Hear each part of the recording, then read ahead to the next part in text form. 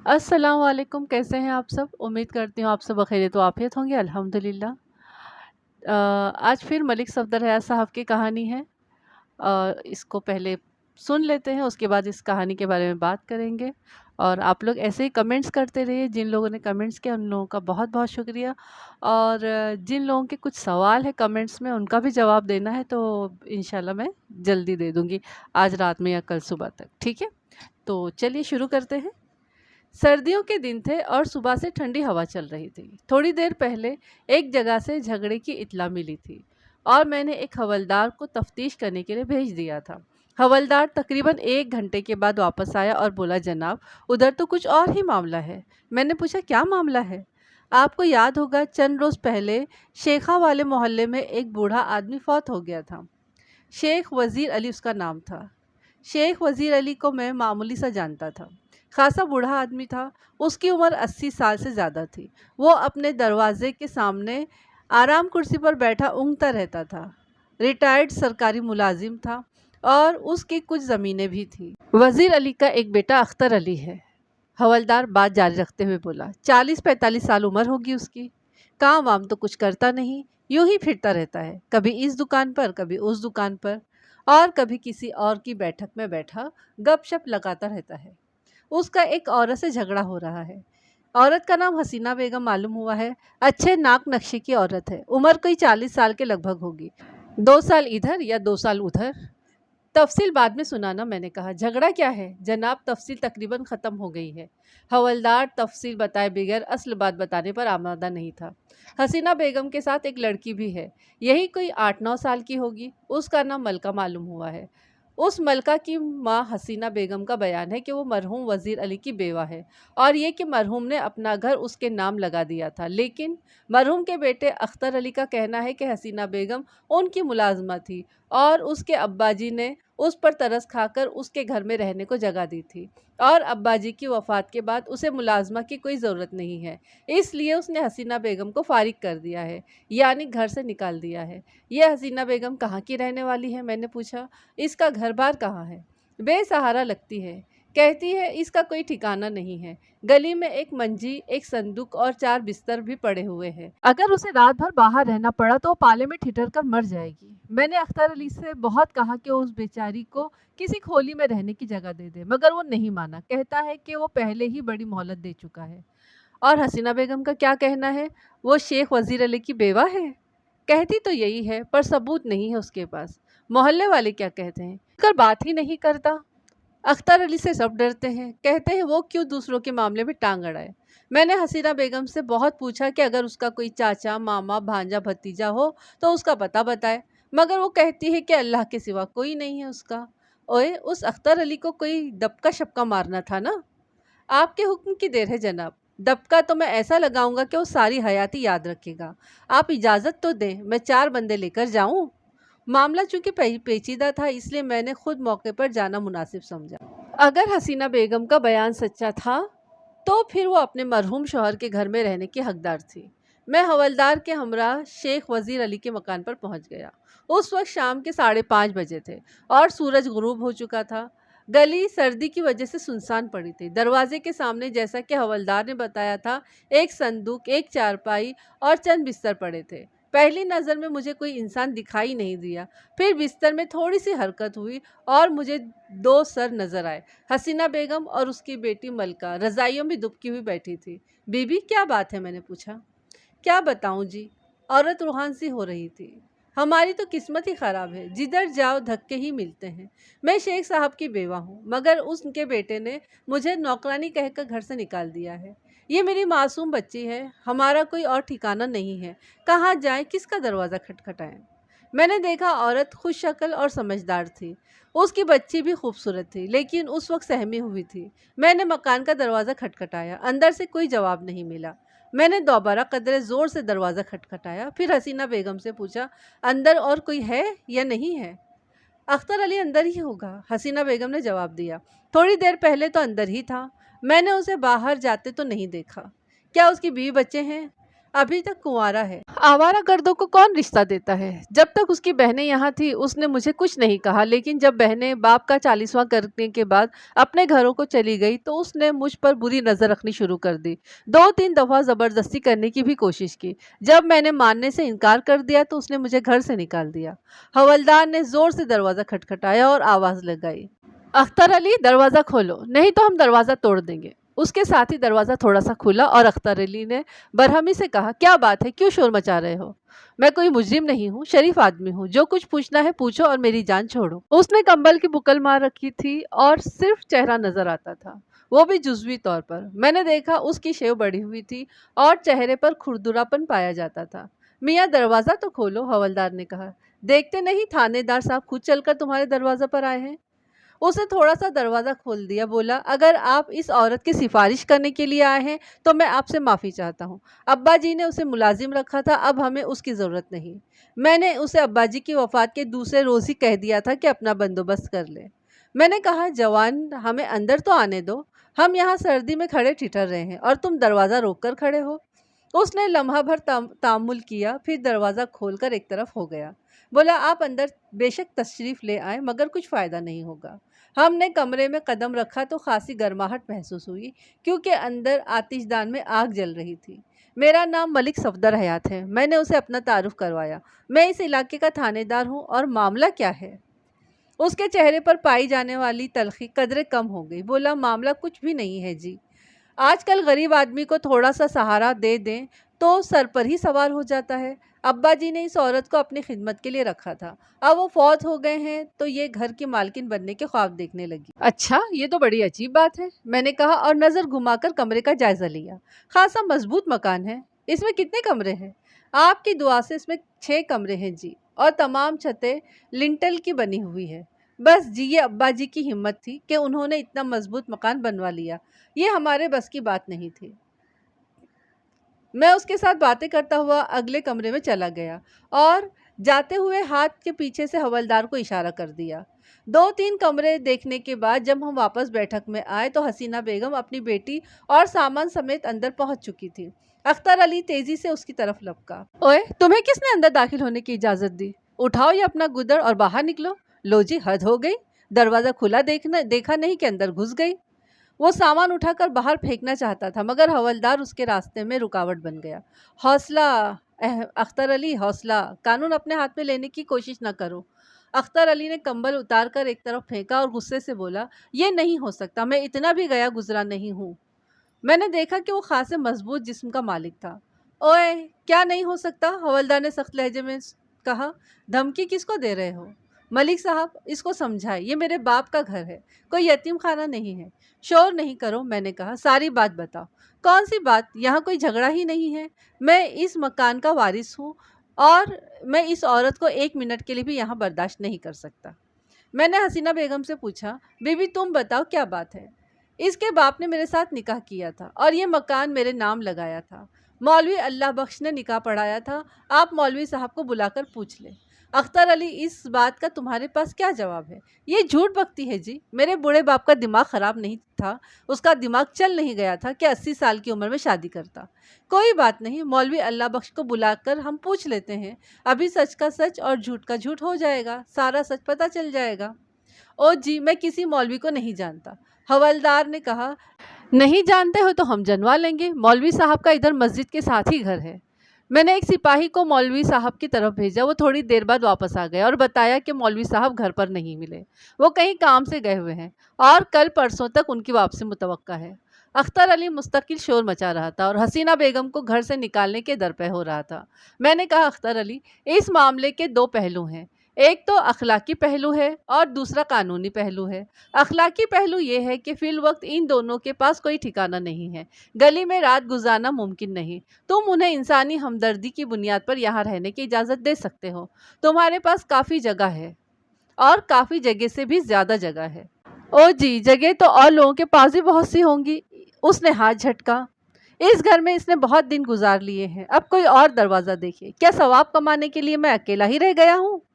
تو پھر مجھے قانونی پہلو سے بات کرنی پڑے گی۔ حسینہ بیگم کافی عرصے سے اس گھر میں رہ رہی ہے۔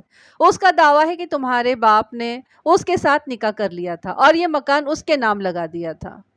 از روئے قانون جب تک اس کا یہ دعویٰ جھوٹا ثابت نہیں ہو جاتا تم اس کو اس گھر سے بے دخل نہیں کر سکتے۔ یہ کیسا قانون ہے جناب؟ ساری دنیا جانتی ہے میں شیخ وزیر علی کا بیٹا ہوں اور ان کی جائیداد کا وارث ہوں۔ جائیداد میں بیوی کا بھی حق ہوتا ہے، اور یہ ثابت ہو گیا کہ حسینہ بیگم تمہارے باپ کی منکوحہ ہے اور تمہارے باپ نے یہ مکان اس کے نام ہبہ کر دیا تھا، تو پھر یہ مکان تمہارے باپ کی متروکہ جائیداد میں شامل یا شمار نہیں ہوگا۔ یہ کیسے ہو سکتا ہے؟ یہ ایسے ہو سکتا ہے کہ تمہارا باپ اپنی زندگی میں اس مکان کا مالک و مختار تھا۔ اگر وہ اس مکان کو فروخت کر دیتا تو کیا پھر بھی تم اس کی وراثت کا دعویٰ کرتے؟ وہ دوسری بات ہے، اس نے کہا۔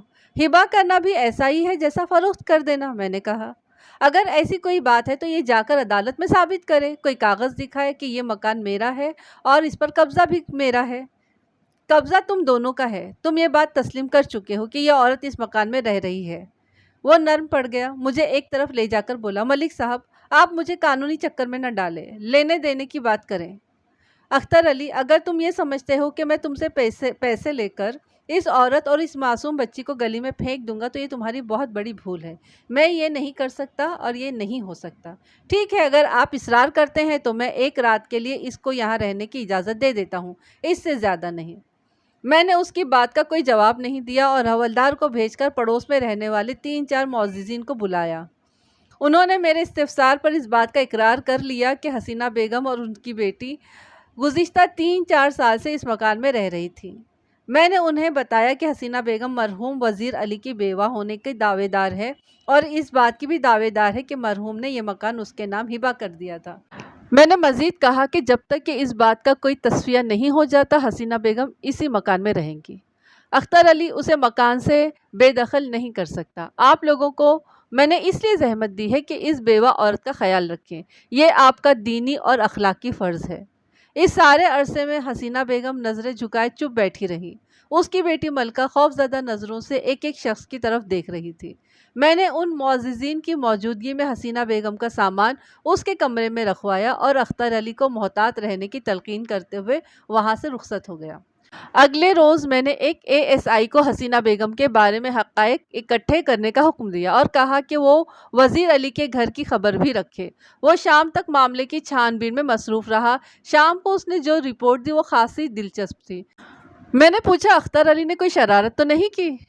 میں اس سے ملا تھا، ASI نے جواب دیا۔ بہت شور مچا رہا تھا۔ حسینہ بیگم نے بتایا ہے کہ وہ اسے کچھ دے دلا کر معاملہ ختم کرنا چاہتا ہے، لیکن میں نے حسینہ بیگم سے کہہ دیا ہے کہ اب معاملہ پولیس کے ہاتھ میں ہے، وہ ہم سے مشورہ کیے بغیر اختر علی کے ساتھ کوئی سمجھوتا نہ کرے۔ ASI نے جن لوگوں کے حوالے سے حسینہ بیگم کے بارے میں تفصیلات بتائی تھی ان میں سے بعض کو تو میں نے تھانے بلا کر اور بعض سے خود مل کر بات چیت کی اور اس کے علاوہ اور کچھ متعلقہ لوگوں سے بھی بات چیت کی۔ ان ملاقاتوں کے نتیجے میں جو واقعات سامنے آئے ہیں انہیں میں اپنے الفاظ میں آپ کے سامنے پیش کرتا ہوں۔ اس قضیے کا آغاز 4 سال قبل ہوا تھا۔ حسینہ بیگم کے پہلے شوہر کا نام منظور تھا۔ وہ ایک اکھڑ مزاج اور آوارہ قسم کا شخص تھا۔ کوئی کام ٹک کر نہیں کرتا تھا۔ کبھی کسی کا تانگا چلا لیا، کبھی نان کباب لگا لیے، کبھی چھابڑی لگا لی اور کبھی کوئی سودا سلف بیچ لیا اور کبھی ریلوے اسٹیشن پر مزدوری کر لی۔ وہ جو کچھ کماتا تھا اس میں سے بیشتر رقم باہر ہی اڑا دیا کرتا تھا۔ حسینہ بیگم کے ساتھ بہت برا سلوک کرتا تھا۔ ایک تو اسے خرچہ پورا نہیں دیتا تھا اور دوسرے مار پیٹ بھی کرتا تھا۔ حسینہ بیگم سے اس کے 3 بچے تھے، جن میں سے ایک بچہ بچپن میں فوت ہو گیا اور ایک لڑکا 11-12 سال کی عمر میں گھر سے بھاگ گیا تھا۔ اس کے بھاگنے کی وجہ باپ کی سختیاں اور تنگ دستی تھی۔ ملکہ بھی منظور کی ہی بیٹی تھی۔ حسینہ بیگم 7-8 جماعتیں پڑھی ہوئی تھی اور سلیقہ مند عورت تھی۔ جب اس کے ملنے جلنے والے منظور کا سلوک دیکھتے تو اس سے کہتے کہ وہ منظور کو چھوڑ کر کیوں نہیں چلی جاتی؟ وہ جواب دیتی، کہاں جاؤں؟ ماں فوت ہو چکی ہے، باپ غریب ہے، بہن بھائی اپنی اپنی مصیبتوں میں پھنسے ہوئے ہیں، منظور برا بھلا جیسا بھی ہے کچھ نہ کچھ کما کر لے ہی آتا ہے۔ حسینہ بیگم ان صبر اور شاکر عورتوں میں سے تھی جو تکلیفوں کو اپنا مقدر اور حالات سمجھ کر سمجھوتا کر ہی لیتے ہیں۔ حسینہ نے بتایا کہ ایک روز منظور نے زیادتی کی انتہا کر دی۔ وہ رات کے 11 بجے گھر آیا اور اس سے پیسے مانگے۔ حسینہ نے پوچھا، اس وقت پیسوں کی کیا ضرورت پڑ گئی؟ ہے کوئی ضرورت؟ منظور نے سختی سے کہا، جلدی سے 50 روپے نکال دے، مجھے واپس بھی جانا ہے۔ حسینہ کے پاس مشکل سے 10-15 روپے تھے جو اس نے راشن پانی کے لیے سنبھال کر رکھے ہوئے تھے۔ اس نے کہا، میرے پاس 50 روپے تو نہیں ہے۔ کہاں جاتی ہے میری کمائی؟ منظور نے آنکھیں نکالی، اتنا کچھ کما کر لاتا ہوں، کون سے یاروں کو کھلا دیتی ہے؟ جلدی سے نکال 50 روپے، ورنہ مجھ سے برا کوئی نہیں ہوگا۔ تجھے میری زبان پر اعتبار نہیں تو خود دیکھ لے، ہر چیز کھلی پڑی ہے، اور برے سلوک کی دھمکیاں نہ دیا کر مجھے۔ تو نے میرے ساتھ اچھا سلوک کیا ہی کب ہے جو میں تیرے برے سلوک سے ڈروں؟ منظور نے اس کے منہ پر زور سے تھپڑ مارا اور بولا، حرام زادی، آگے سے زبان چلاتی ہے، مار مار کر تیری شکل بگاڑ دوں گا۔ جلدی نکال پیسے، میں کوئی خیرات نہیں مانگ رہا، اپنی کمائی کے پیسے مانگ رہا ہوں۔ حسینہ نے ٹین کے پرانے سے ڈبے سے 15 روپے نکال کر اس کے سامنے پھینکے۔ یہ سبزی دال کے لیے رکھے ہوئے تھے، یہ بھی لے جا، کل کو گھر میں چولہا نہ جلا تو مجھ سے نہ کہنا۔ تجھ سے نہیں کہوں گا تو تیرے باپ سے کہوں گا۔ اور یہ کیا ہے؟ یہ صرف 15 روپے ہیں، مجھے 50 روپے چاہیے، پورے 50 روپے، جلدی کر، عزت کا معاملہ ہے۔ جوئے کے لیے چاہیے؟ ہاں، جوئے کے لیے چاہیے، منظور نے ہٹ ڈربی سے کہا۔ میں 50 روپے ادھار لے کر ہار گیا ہوں، وہ لوگ میری جان کو آئے ہوئے ہیں، میرے پاس تو یہی کچھ تھا۔ میں تیری چالیں اچھی طرح سمجھتا ہوں، ایسا کر، پڑوسیوں سے جا کر ادھار لے آ، اس وقت رات کے 11 بجے ہیں، جہاں سے بھی کر مجھے پیسے چاہیے۔ تیرا تو دماغ الٹ گیا ہے، میں اس وقت کچھ نہیں کر سکتی، صابرہ کی ماں کے پہلے ہی 20 روپے دینے ہیں۔ منظور نے 15 روپے اٹھا کر جیب میں ڈالے اور سر کھجاتے ہوئے ادھر ادھر دیکھنے لگا۔ کچھ دیر بعد بولا، تیرے پاس جو سونے کی بالیاں تھیں وہ کہاں ہیں؟ یہ سن کر حسینہ کا دل بیٹھ گیا، اس کے پاس جو تھوڑا بہت زیور تھا وہ پہلے ہی بک گیا تھا، صرف بالیوں کا جوڑا بچا تھا۔ یہ بالیاں وہ اپنے ساتھ جہیز میں لائی تھی۔ بالیاں تو میں کبھی نہیں دوں گی، اس نے کہا، ان بالیوں پر تیرا کوئی حق نہیں ہے۔ حق کیوں نہیں ہے؟ میں تجھے اپنی کمائی کھلاتا ہوں، اگر تیری بالیاں میری عزت بچانے کے کام آ گئی تو کوئی آفت نہیں آ جائے گی، اور بن جائیں گی۔ کچھ بھی ہو، میں اپنی بالیاں نہیں دوں گی، بے شک جان سے مار دے، تیرا باپ بھی دے گا بالیاں، تو کیا چیز ہے؟ نہیں، ہرگز نہیں۔ منظور نے اسے لاتوں، تھپڑوں اور گھوسوں سے مارنا شروع کر دیا۔ حسینہ نے چیخ و پکار شروع کر دی، اس کی بیٹی ملکہ بھی جاگ گئی اور زور زور سے رونے لگی۔ رونے پیٹنے کی آوازیں سن کر پڑوسی اکٹھے ہو گئے۔ منظور اوباش آدمی تھا اور کسی کی پرواہ نہیں کرتا تھا۔ اس نے پڑوسیوں کے سامنے کہا، آخری بار کہہ رہا ہوں، اگر تو نے 5 منٹ کے اندر بالیاں میرے حوالے نہیں کی تو 3 طلاق۔ طلاق کا سن کر حسینہ گھبرا گئی اور جلدی جلدی بالیاں تلاش کرنے لگی۔ اتفاق کی بات کہ گھبراہٹ اور ہنگامے کی وجہ سے حسینہ وہ جگہ بھول گئی جہاں اس نے بالیاں چھپا کر رکھی تھی۔ جب اسے بالیاں تلاش کرتے ہوئے 10 منٹ گزر گئے تو ایک بوڑھے پڑوسی نے بڑے وثوق سے کہا، بی بی، اب بالیاں تلاش کرنے کا کوئی فائدہ نہیں۔ منظور نے طلاق کے لیے 5 منٹ کی شرط رکھی تھی اور 10 منٹ سے اوپر ہو چکے ہیں، تمہیں اب طلاق ہو چکی ہے، اب یہ تمہارا خاوند نہیں رہا، تم اس کے لیے حرام ہو گئی ہو۔ دیگر افراد بھی بوڑھے کی ہاں میں ہاں ملانے لگے۔ حسینہ رونے لگی، بولی، پتہ نہیں بالیاں کہاں چلی گئی، میں نے کسی مسالے کے ڈبے میں رکھی تھی۔ ایک دوسرے پڑوسی نے کہا، اللہ کو یہی منظور تھا۔ ہمدرد قسم کے پڑوسی نے کہا، او بھائی، اتنی جلدی فیصلہ نہیں کرو، مولوی صاحب سے مشورہ تو کر لو۔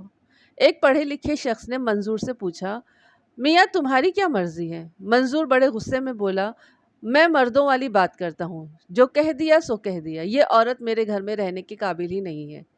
ہمدرد پڑوسی نے کہا، پھر بھی مولوی صاحب سے فتویٰ لے لینا چاہیے، شرع کے معاملے میں کوئی شک و شبہ نہیں رہنا چاہیے۔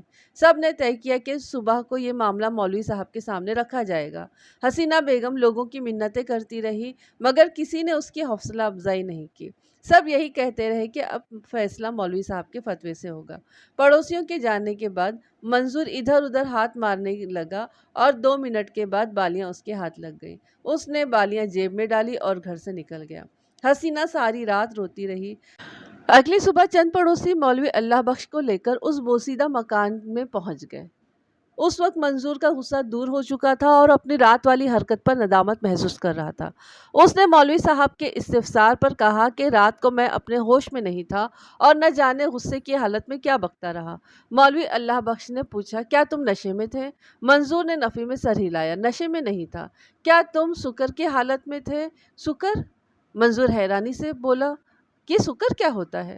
सुकर ऐसी हालत को कहते हैं जिसमें बंदे को अपना होश न हो और वो क्या कह रहा उसे पता न हो। शायद मैं सुकर की हालत में ही था। मंजूर ने अपनी गलती के बदनताइज से बचने की कोशिश की। मौलवी साहब ने चालाकी से पूछा, बात कहाँ से शुरू हुई थी? मुझे पैसों की ज़रूरत थी। मैंने इससे पैसे मांगे तो उसने 15 रुपये निकाल कर मेरे मुंह पर मारे, हालांकि मुझे 50 रुपये की ज़रूरत थी। मैंने कहा, अगर पैसे नहीं हैं तो अपनी बालियां दे दो, मैं उन्हें गिरवी रखकर पैसों का बंदोबस्त कर लूँगा। मगर उसने बालियां देने से इनकार कर दिया। फिर क्या हुआ? फिर क्या होना था? मैंने गुस्से से कहा कि 5 मिनट के अंदर बालियां मेरे हवाले कर दो, वरना क्या? वरना 3 तलाक। बूढ़े पड़ोसी ने लुकमा दिया। क्या ये सच है? मौलवी साहब ने पूछा। तुमने यही अल्फाज इस्तेमाल किए थे? अल्फाज तो यही थे, मगर उस वक्त मैं सुकारा की हालत में था। मंजूर ने सुकारा का सहारा लिया। मौलवी साहब ने तरस खाने वाले अंदाज में सर हिलाया। उसे सुकारा की हालत नहीं कहा जा सकता, क्योंकि तुम जो कुछ कर रहे थे उसका मतलब बखूबी जानते थे। फिर उन्होंने हसीना बेगम से पूछा, क्या तुम्हारे शौहर ने ये कहा था कि अगर तुमने 5 मिनट के अंदर उसे बालियां ना दी तो तुम्हें 3 तलाक हो जाएगी? हसीना ने अज़बात में सर हिलाया और बोली, कहा तो था, मगर इस वक्त वो गुस्से से पागल हो रहा था। मौलवी साहब ने उसके जवाब को नज़रअंदाज करते हुए पूछा, क्या तुमने 5 मिनट के अंदर बालियां उसके हवाले कर दी थी? मैं बालियां कहीं रखकर भूल गई थी। ये झूठ बोलती है। मंजूर ने हिमाकत में अपने ही खिलाफ बयान दे दिया। उसकी बालियां देने की मर्जी नहीं थी। फैसला हो गया। मौलवी साहब उठते हुए बोले, हसीना बेगम, तुम्हें तलाक़ें हो चुकी हैं, अब तुम मंजूर के लिए हराम हो चुकी हो। मौलवी साहब, ये लोगों के जाने के बाद बालियां निकाल कर ले गया था। हसीना बेगम ने कहा, खुदा के लिए इतनी जल्दी फैसला न करो, मैं बर्बाद हो जाऊंगी, मेरे पास कोई ठिकाना नहीं है। अब तुझे मेरी कद्र मालूम होगी। मंजूर ने गुस्से से कहा। फिर मौलवी साहब से बोला, मौलवी साहब, ये औरत किसी रूह और रियायत के लायक तो नहीं है, पर मुझे इस पर तरस आता है। मैं उसके साथ दोबारा निकाह पढ़वाने के लिए तैयार हूँ, कोई रास्ता निकाले। अब तुम हलाला के बगैर इससे निकाह नहीं कर सकते। जी चले, हलाला ही कर लेंगे। मंजूर ने कहा, क्या कोई सदका वदका देना पड़ेगा? उसकी किसी और के साथ शादी होगी, जब वो शख्स उसे तलाक दे देगा तो फिर तुम उससे दोबारा निकाह कर सकोगे। ये क्या कह रहे हैं आप? बूढ़े पड़ोसी ने कहा, मियाँ, शरअ के मामले में जराह नहीं करनी चाहिए, ये सब कुछ मुंह खोलने से पहले सोचना था। हसीना बेगम ने पूछा, मौलवी साहब, अब मेरा क्या होगा? मैं कहाँ जाऊँगी? मौलवी साहब जाते जाते दरवाजे में रुके, बोले, तुम अब इस शख्स के साथ एक छत के नीचे नहीं रह सकती। शाम को मेरे पास आ जाना, मैं तुम्हारे लिए कोई रास्ता निकालता हूँ। मौलवी साहब और पड़ोसियों के जाने के बाद मंजूर ने कहा, मुझे मौलवी साहब का फैसला मंजूर नहीं है। 3 लफ्ज़ क्या मुँह से निकल गए, सारा खेल ही चौपट हो गया। जो कुछ हुआ उसे भूल जाओ, हम अभी मियाँ बीवी हैं। नहीं, ये नहीं हो सकता, हसीना ने कहा। मौलवी साहब मोहल्ले वालों के सामने फतवा दे चुके हैं, अगर हम मियाँ बीवी की तरह रहे तो लोग लान तान करेंगे। मैं ये गुनाह नहीं कर सकती। तो फिर वो क्या कहा था मौलवी साहब ने? वो हलवा के हवाला हलावा क्या करना पड़ेगा? हसीना कुछ नहीं बोली। उसे तो इस बात की भी उम्मीद नहीं थी कि कोई शख्स उसके साथ शादी करने पर राजी हो जाएगा। शाम को वो मौलवी साहब के घर गई। मौलवी साहब उसे वज़ीर अली के पास ले गए, क्योंकि वज़ीर अली को किसी खादमा की ज़रूरत थी। वह अक्सर ये शिकायत करता रहता था कि उसकी औलाद उसकी परवाह नहीं करती। इन दिनों उसकी छोटी बेटी भी साथ रहती थी। बेटा तो वैसे ही आवारा था, बेटी भी कुछ नहीं करती थी। वो अपने बच्चों के मामलात में उलझी रहती। शौहर एयरफोर्स में कमीशन ऑफिसर था और इन दिनों पेशावर में होता था। मौलवी साहब ने रस्मी कलमात के बाद कहा, शेख साहब के लिए एक खादमा लाया हूँ, उसका नाम हसीना है और ये उसकी बेटी मलका है। बेसहारा औरत है, इधर किसी कोने में पड़ी रहेगी और दिन रात आपकी खिदमत करेगी। बूढ़ा वज़ीर अली ये सुनकर खुश हुआ। उसे भी किसी ऐसी ही खादमा की ज़रूरत थी जो हर वक्त घर में मौजूद रहे। उसने देखा कि औरत खुश शक्ल थी और सलीके वाली भी लगती थी। उसने पूछा, बीबी, तनख्वाह कितनी लोगी? साहब, मुझे तनख्वाह की नहीं, किसी आसरे की ज़रूरत है। 2 वक्त की रोटी और सर छुपाने का ठिकाना मिल जाए तो बहुत है। अच्छा, तुम्हारा घर बार कहाँ है? इसके साथ बड़ा जुल्म हुआ है जी, मौलवी अल्लाह बख्श ने कहा। इसके खाविन ने उसे तलाक दे दी, अब पछता रहा है। दोबारा उसको घर में बसाना चाहता है। क्या गुस्से में तलाक दी थी? हसीना बेगम ने तलाक का सारा वाक़या सुना दिया। मौलवी साहब ने कहा, अब हलाला के बगैर ये मंजूर के साथ निकाह नहीं कर सकती। वैसे मैं ख्याल रखूँगा, शायद कोई अल्लाह का बंदा ऐसा मिल जाए। वज़ीर अली ये सुनकर सोच में पड़ गया। कदर तवक्कुफ़ के बाद उसने अपनी बेटी मुमताज़ को बुलाया, उसे हसीना का अहवाल बताया और कहा, आज से ये हमारे घर में रहेगी और घर के सारे काम करेगी। मुमताज़ ने हसीना को देखकर तेवरी चढ़ाई। बोली, हमें काम वाली की कोई ज़रूरत नहीं है। आपने ख्वामख्वाह इसे रख लिया है। खाना मैं खुद पका लेती हूँ, सफाई और कपड़े धोने के लिए माई को रखी हुई है। ये कौन सा काम करेगी? मुझे मालूम था तुम यही कहोगी, वज़ीर अली ने बरहमी से कहा। घर की सफाई भी हो जाती है और खाना भी पक जाता है, लेकिन मुझे कोई नहीं पूछता। अख्तर आवारा गर्दी करता रहता है, तुम अपने बच्चों में लगी रहती हो, मेरे काम कोई नहीं करता। आपको 2 वक्त की रोटी मिल जाती है, पानी मेज़ पर रखा रहता है, और क्या चाहिए आपको? मैं बूढ़ा और नाकारा जो हो गया हूँ। वज़ीर अली गुस्से में आ गया। मुझे 2 वक्त की रोटी और 4 ग्लास पानी के सिवा और क्या चाहिए? इतना तो दरवाजे में पड़े हुए फ़कीर को भी मिल जाता है। अब इस बूढ़े की यही औकात रह गई है। बस अब शुरू हो गए आप। मुमताज़ भी गुस्से से बोली, आपकी ये बातें हमें अच्छी नहीं लगती। ये औरत यहाँ रहेगी तो इसको खाना पीना और कपड़ा लत्ता भी देना पड़ेगा, और साथ ये दुम छल्ला भी है। उसने मलका की तरफ इशारा किया। इसका खर्चा कौन बर्दाश्त करेगा? मैं बर्दाश्त करूंगा, और कौन बर्दाश्त करेगा? मेरे पास किसी चीज़ की कमी नहीं है। ज़मीन की आमदनी भी है, पेंशन भी मिलती है। अल्लाह का बड़ा करम है कि उसने मुझे औलाद का मोहताज नहीं बनाया। मौलवी साहब ने मुमताज़ से कहा, बेटी, बूढ़े बाप के साथ ऊंची आवाज़ में बात नहीं करनी चाहिए, अल्लाह नाराज़ होता है। आप रहने दीजिए, आपको हमारे मामलात का इल्म नहीं। अब्बा जी हर शख्स से हमारी बुराइयां करते हैं, हम कैसे ऊंची आवाज़ में ना बोलें इनसे? और आपको क्या ज़रूरत थी इस औरत को यहाँ लाने की? अब्बा जी तो यही चाहते हैं कि मरने से पहले अपनी सारी जमा पूंजी लोगों में बांट दें। ये मेरी मेहनत का पैसा है। वज़ीर अली की आवाज़ कांपने लगी। मैं तुम जैसे नाशुकरों के लिए कुछ नहीं छोड़कर जाऊंगा। लोग इस बुढ़ापे में मेरी मिट्टी पलीत कर रहे हो। न वक्त पर खाना मिलता है, न कोई और काम होता है। 1 गिलास पानी के लिए 10 दफ़ा आवाज़ देनी पड़ती है। खाना देकर भूल जाते हो कि बाद में बर्तन भी उठाने हैं। दिन भर गंदे बर्तनों पर मक्खियाँ भिनभिनाती रहती है। एक रुमाल धुलवाना हो तो 100 मिन्नतें करनी पड़ती है। बीमार हो जाओ तो कोई पास नहीं फटकता। दवा फेंक कर चले जाते हो। हर वक्त इसी फिक्र में रहते हो कि बुढ़ा कब मरे और कब तुम लोगों की जान छूटे। हाँ, यही चाहते हैं हम, मुमताज़ ने सख्ती से जवाब दिया। सारे घर के लिए अजाब बने हुए हैं। आप मर जाएंगे तो हमारी सबकी मुसीबतें ख़त्म हो जाएंगी। ला हौला वला कुव्वता। मौलवी साहब ने बेख्तियार कहा, इन्ना लिल्लाह, क़यामत बहुत करीब मालूम होती है। मुमताज़ ने सर झटका। ज़रा सी बात पर तो आप लोग क़यामत को आवाज़ें देने लगते हो, और अगर क़यामत आई भी तो आप लोगों की वजह से आएगी। मौलवी साहब इस क़यामत की बातें सुनकर चुप हो गए। वज़ीर अली ने फैसला कुन लहजे में कहा, बीबी, तुम आज से काम शुरू कर दो। तुमने देख ही लिया है कि यहाँ मेरे साथ क्या सुलूक हो रहा है। मुझे तुम्हारी ज़रूरत है। इन लोगों की बिल्कुल परवाह न करना। ये सब कुछ मेरा ही है। ये घर भी मेरा है और इसका सामान भी मेरा है। अगर किसी ने मेरे मामलात में रोक टोक की तो मैं पुलिस को बुलवा लूँगा। तुम्हारी रिहाइश इधर कोने वाले कमरे में होगी। हसीना बेगम ने कहा, साहब जी, मैं आपके घर में फसाद नहीं डालना चाहती। अल्लाह मेरा कहीं और बंदोबस्त कर देगा। अल्लाह ने तुम्हारा भी बंदोबस्त कर दिया है और मेरा भी। इन लोगों की फिक्र मत करो, मैं उन लोगों से निपटना खूब अच्छी तरीके से जानता हूँ। उसने हसीना बेगम के लिए सोने वाला कमरा खोल दिया और अपनी निगरानी में 2 चारपाइयाँ और बिस्तर भी रखवा दिए। रात को अख्तर अली घर आया तो मुमताज़ ने उसे बता दिया कि अब्बा जी ने एक औरत और उसकी बेटी को घर में डाल लिया है। अख्तर अली ने देखा कि घर की हर शय सफाई और सलीके से रखी हुई थी। बावर्ची खाने में गंदे बर्तनों का ढेर भी नहीं था। ताहम वो इन चीज़ों को नज़रअंदाज करते हुए बाप के कमरे में पहुंचा और निहायत बेहूदगी से कहा, अब्बा जी, मैंने सुना है कि आपने किसी औरत को घर में डाल लिया है। काम के लिए खादमा रखी है। वज़ीर अली ने अपने गुस्से को दबाते हुए जवाब दिया। बेसहारा औरत है, इधर ही रहेगी। आपको पूछ तो लेना चाहिए था, पता नहीं आपने किस आवारा औरत को रख लिया है। वो आवारा नहीं, शरीफ औरत है। और तुम खुद क्या हो? दिन भर आवारा गर्दी करते हो और फिर रात को घर आ जाते हो। आप तो हमेशा उल्टी ही बात करते हैं। शाबाश बेटा, शाबाश। अगर मैं उल्टी बातें करने वाला होता तो आज ये घर बार और साजो सामान यहाँ नज़र नहीं आता। पर उस औरत को रखने की क्या ज़रूरत थी? घर के काम तो चल ही रहे थे।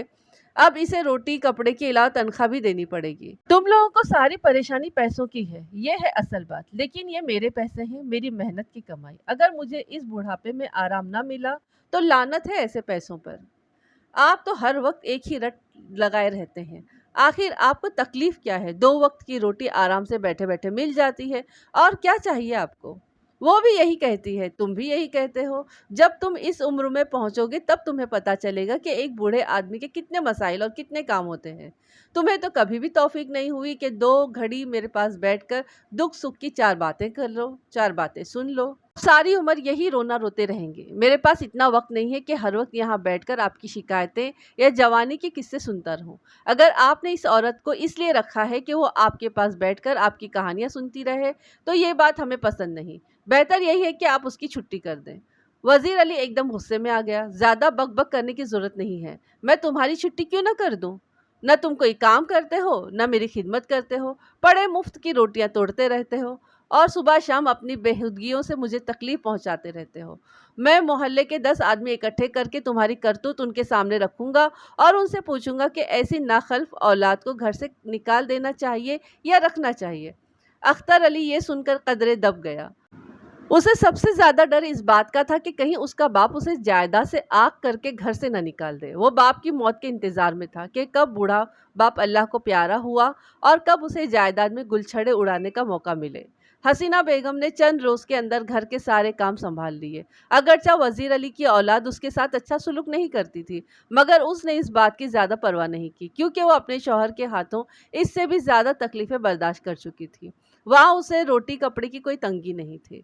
چند ہفتوں کے بعد اختر علی اور ممتاز کا رویہ اس کے ساتھ ٹھیک ہو گیا کیونکہ وہ اس کے عادی ہوتے جا رہے تھے۔ حسینہ نے گھر کا ہر کام اپنے ہاتھ میں لے لیا تھا۔ ممتاز کو کوئی کام نہیں کرنا پڑتا، یہاں تک کہ اس کے دونوں بچوں کی دیکھ بھال بھی حسینہ ہی کرتی تھی۔ اختر علی گھر آتا تو اسے اپنا کمرہ صاف ستھرا ملتا اور ایک اشارے پر گرم کھانا حاضر ملتا، کپڑے دھلے دھلائے اور استری کیے ہوئے ملتے۔ بالآخر دونوں بھائی بہن یہ سوچنے پر مجبور ہو گئے کہ ان کے باپ نے حسینہ بیگم کو ملازم رکھ کر کوئی غلط نہیں کیا۔ شیخ وزیر علی کے چند پرانے دوست تھے جو کبھی کبھار اس سے ملنے آتے رہتے تھے۔ ان دوستوں میں ایک بوڑھا زمیندار میاں علی نواز بھی تھا۔ اس کی وزیر علی سے بڑی بے تکلفی تھی، ایک دوسرے کے ساتھ ہنسی مذاق بھی چلتا تھا۔ وزیر علی اسے حسینہ بیگم کے بارے میں سب کچھ بتا چکا تھا۔ میاں علی نواز یہ بھی سن چکا تھا کہ حسینہ کا سابق شوہر اسے دوبارہ اپنے نکاح میں لانا چاہتا ہے اور اس کے لیے حلالہ کی ضرورت ہے۔ ایک شام دونوں بوڑھے دوست بیٹھک میں بیٹھ کر اپنی جوانی کی یادیں تازہ کر رہے تھے کہ حسینہ بیگم ان کے لیے چائے بنا کر لائی۔ وہ سفید شلوار قمیص میں ملبوس تھی اور سر پر سفید ہی دوپٹہ تھا۔ اس نے چائے کی ٹرے میز پر رکھی اور بولی، صاحب جی اگر کسی اور چیز کی ضرورت ہو تو مجھے آواز دے دیں۔ ابھی تو کسی چیز کی ضرورت نہیں ہے صاحب جی، کھانا بھی تیار ہے، حسینہ نے کہا۔ اگر میاں صاحب نے بھی کھانا ہو تو 2 روٹیاں زیادہ پکا لوں۔ ہاں ہاں پکا لو، میاں صاحب بھی یہیں کھانا کھائیں گے۔ حسینہ کے جانے کے بعد علی نواز نے دھیمی آواز میں کہا، یار وزیر علی، تیرا بڑھاپا تو سنور گیا۔ ایسی خدمت گزار عورت تو کسی کسی کو ملتی ہے۔ یہ تو تم سچ کہتے ہو۔ جب سے یہ عورت آئی ہے میرے سارے مسئلے حل ہو گئے ہیں۔ وقت پر گرم کھانا، صاف دھلے کپڑے، کمرے کی صفائی، ذرا سی ٹھنڈ ہو جائے تو نہانے کے لیے گرم پانی، اور اگر طبیعت خراب ہو جائے تو فوراً ڈاکٹر کو بلا کر لے آتی ہے۔ بڑی خدمت گزار عورت ہے۔ لیکن میں نے سنا ہے کہ مولوی صاحب اس کے لیے کوئی بر تلاش کر رہے ہیں، کوئی حلالہ شلالہ کا چکر ہے۔ وہ منظور بھی مولوی صاحب سے ملتا رہتا ہے۔ وزیر علی کو یہ بات ہمیشہ فکر مند کر دیتی تھی۔ وہ سوچتا تھا کہ اگر حسینہ چلی گئی تو پھر مشکلات کا دور شروع ہو جائے گا۔ حسینہ اب دوسری شادی نہیں کرے گی، اس نے کہا۔ وہ کئی بار یہ بات کہہ چکی ہے۔ وزیر علی، حسینہ حیادار عورت ہے، اپنے منہ سے کیسے دوسری شادی کی بات کرے گی؟ کسی دن تم منہ دیکھتے رہ جاؤ گے۔ تمہارا مطلب کیا ہے علی نواز؟ میاں علی نواز نے رازدارانہ لہجے میں کہا، اگر میں تمہاری جگہ پر ہوتا تو میں حسینہ سے نکاح پڑھوا لیتا۔ وزیر علی چونک کر پیچھے ہٹا، جیسے نواز علی نے اسے سوئی چبھو دی ہو۔ کیسے بات کر رہے ہو؟ اس بڑھاپے میں شادی کروں گا؟ میری اولاد تو پہلے ہی موقع کی تلاش میں ہے۔ پھر حسینہ بیگم کی عمر دیکھو اور میری عمر دیکھو۔ میں نے سنا ہے کہ اس کا وہ منظور بھی ادھر ہی منڈلاتا رہتا ہے۔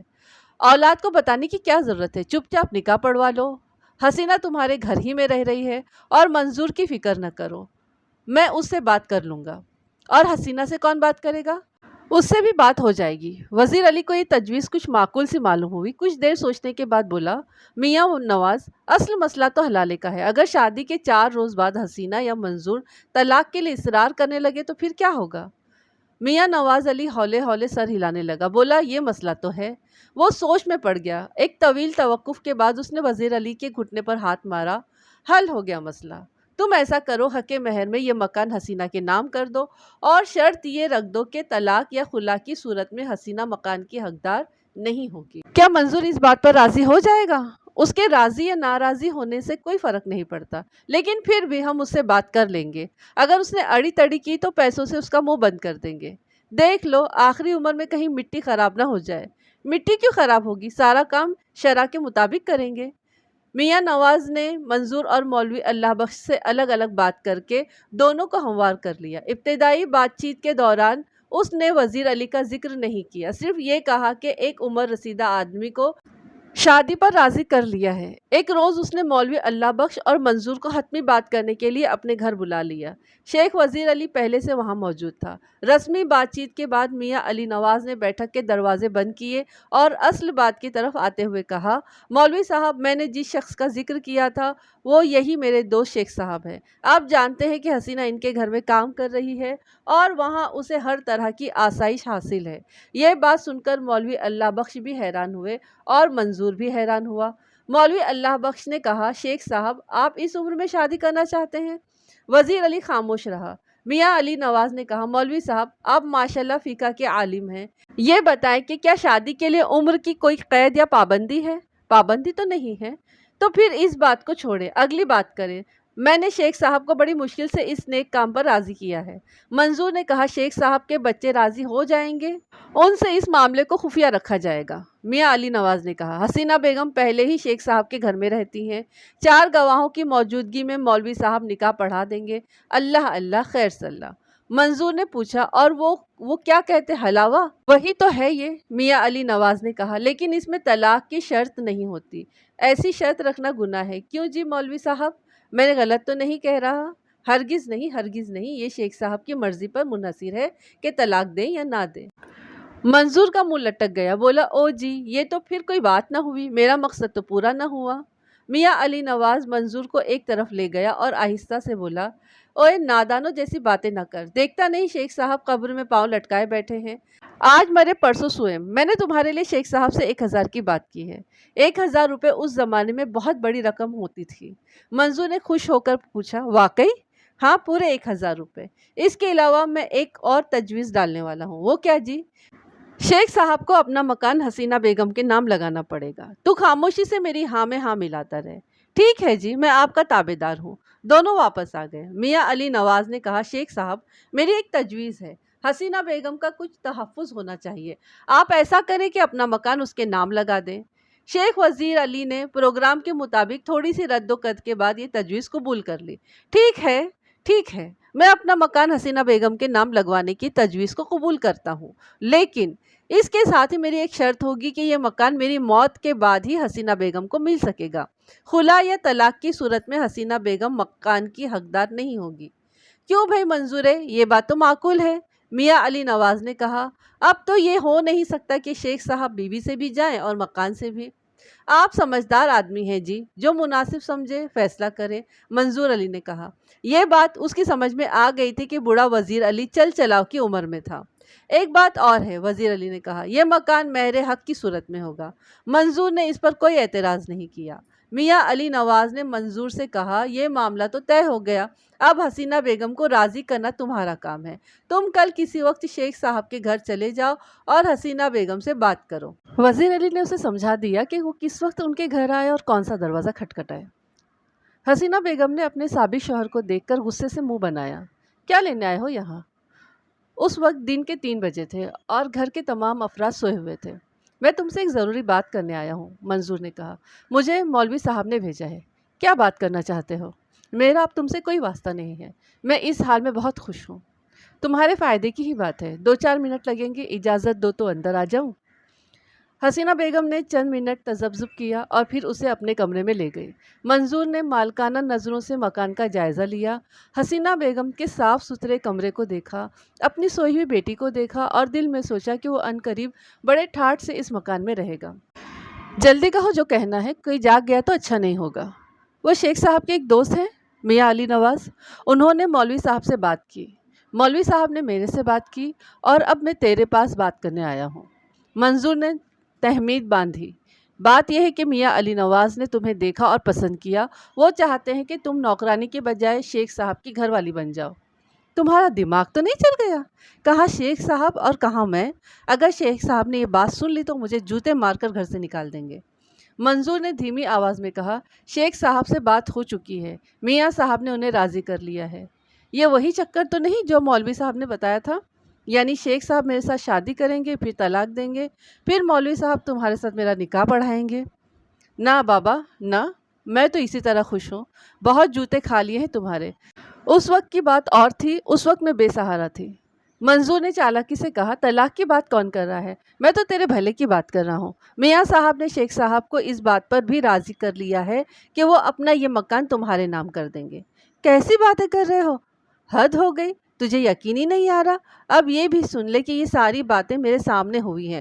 شیخ صاحب نے خود یہ مکان تمہارے نام کرنے کا وعدہ کیا ہے، لیکن ساتھ ہی یہ شرط رکھی ہے کہ وہ تمہیں طلاق ولاق نہیں دیں گے۔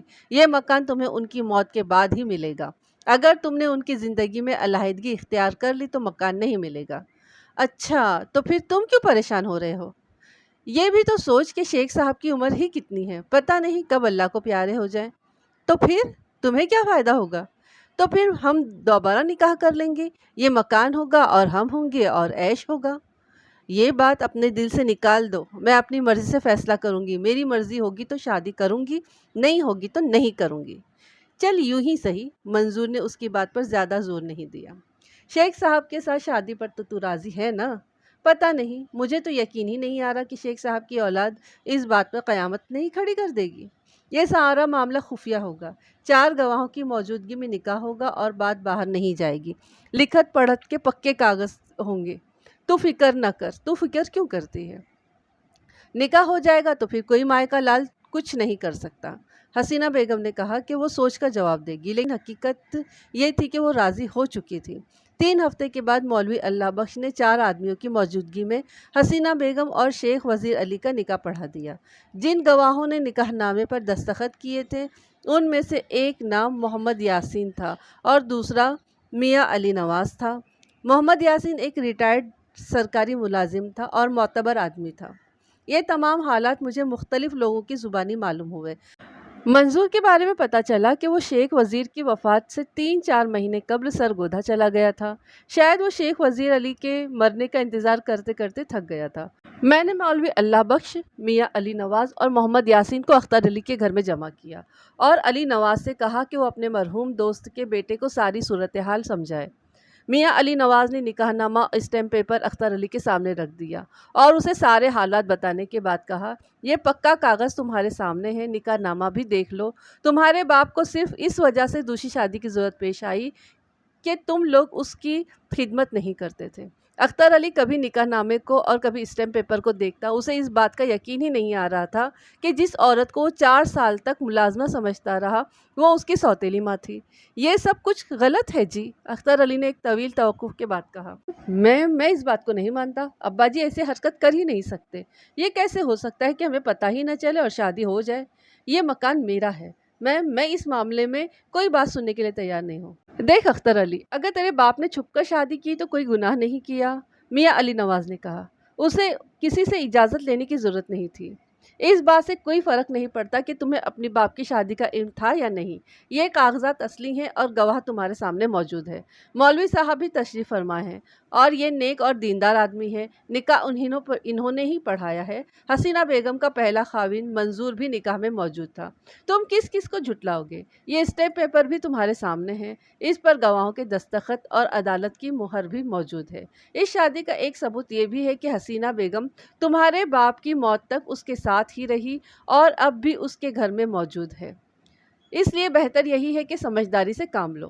میاں علی نواز بڑی عمدگی سے حسینہ بیگم کا کیس پیش کر رہا تھا، یوں لگتا تھا کہ وہ باقاعدہ تیاری کر کے آیا ہے۔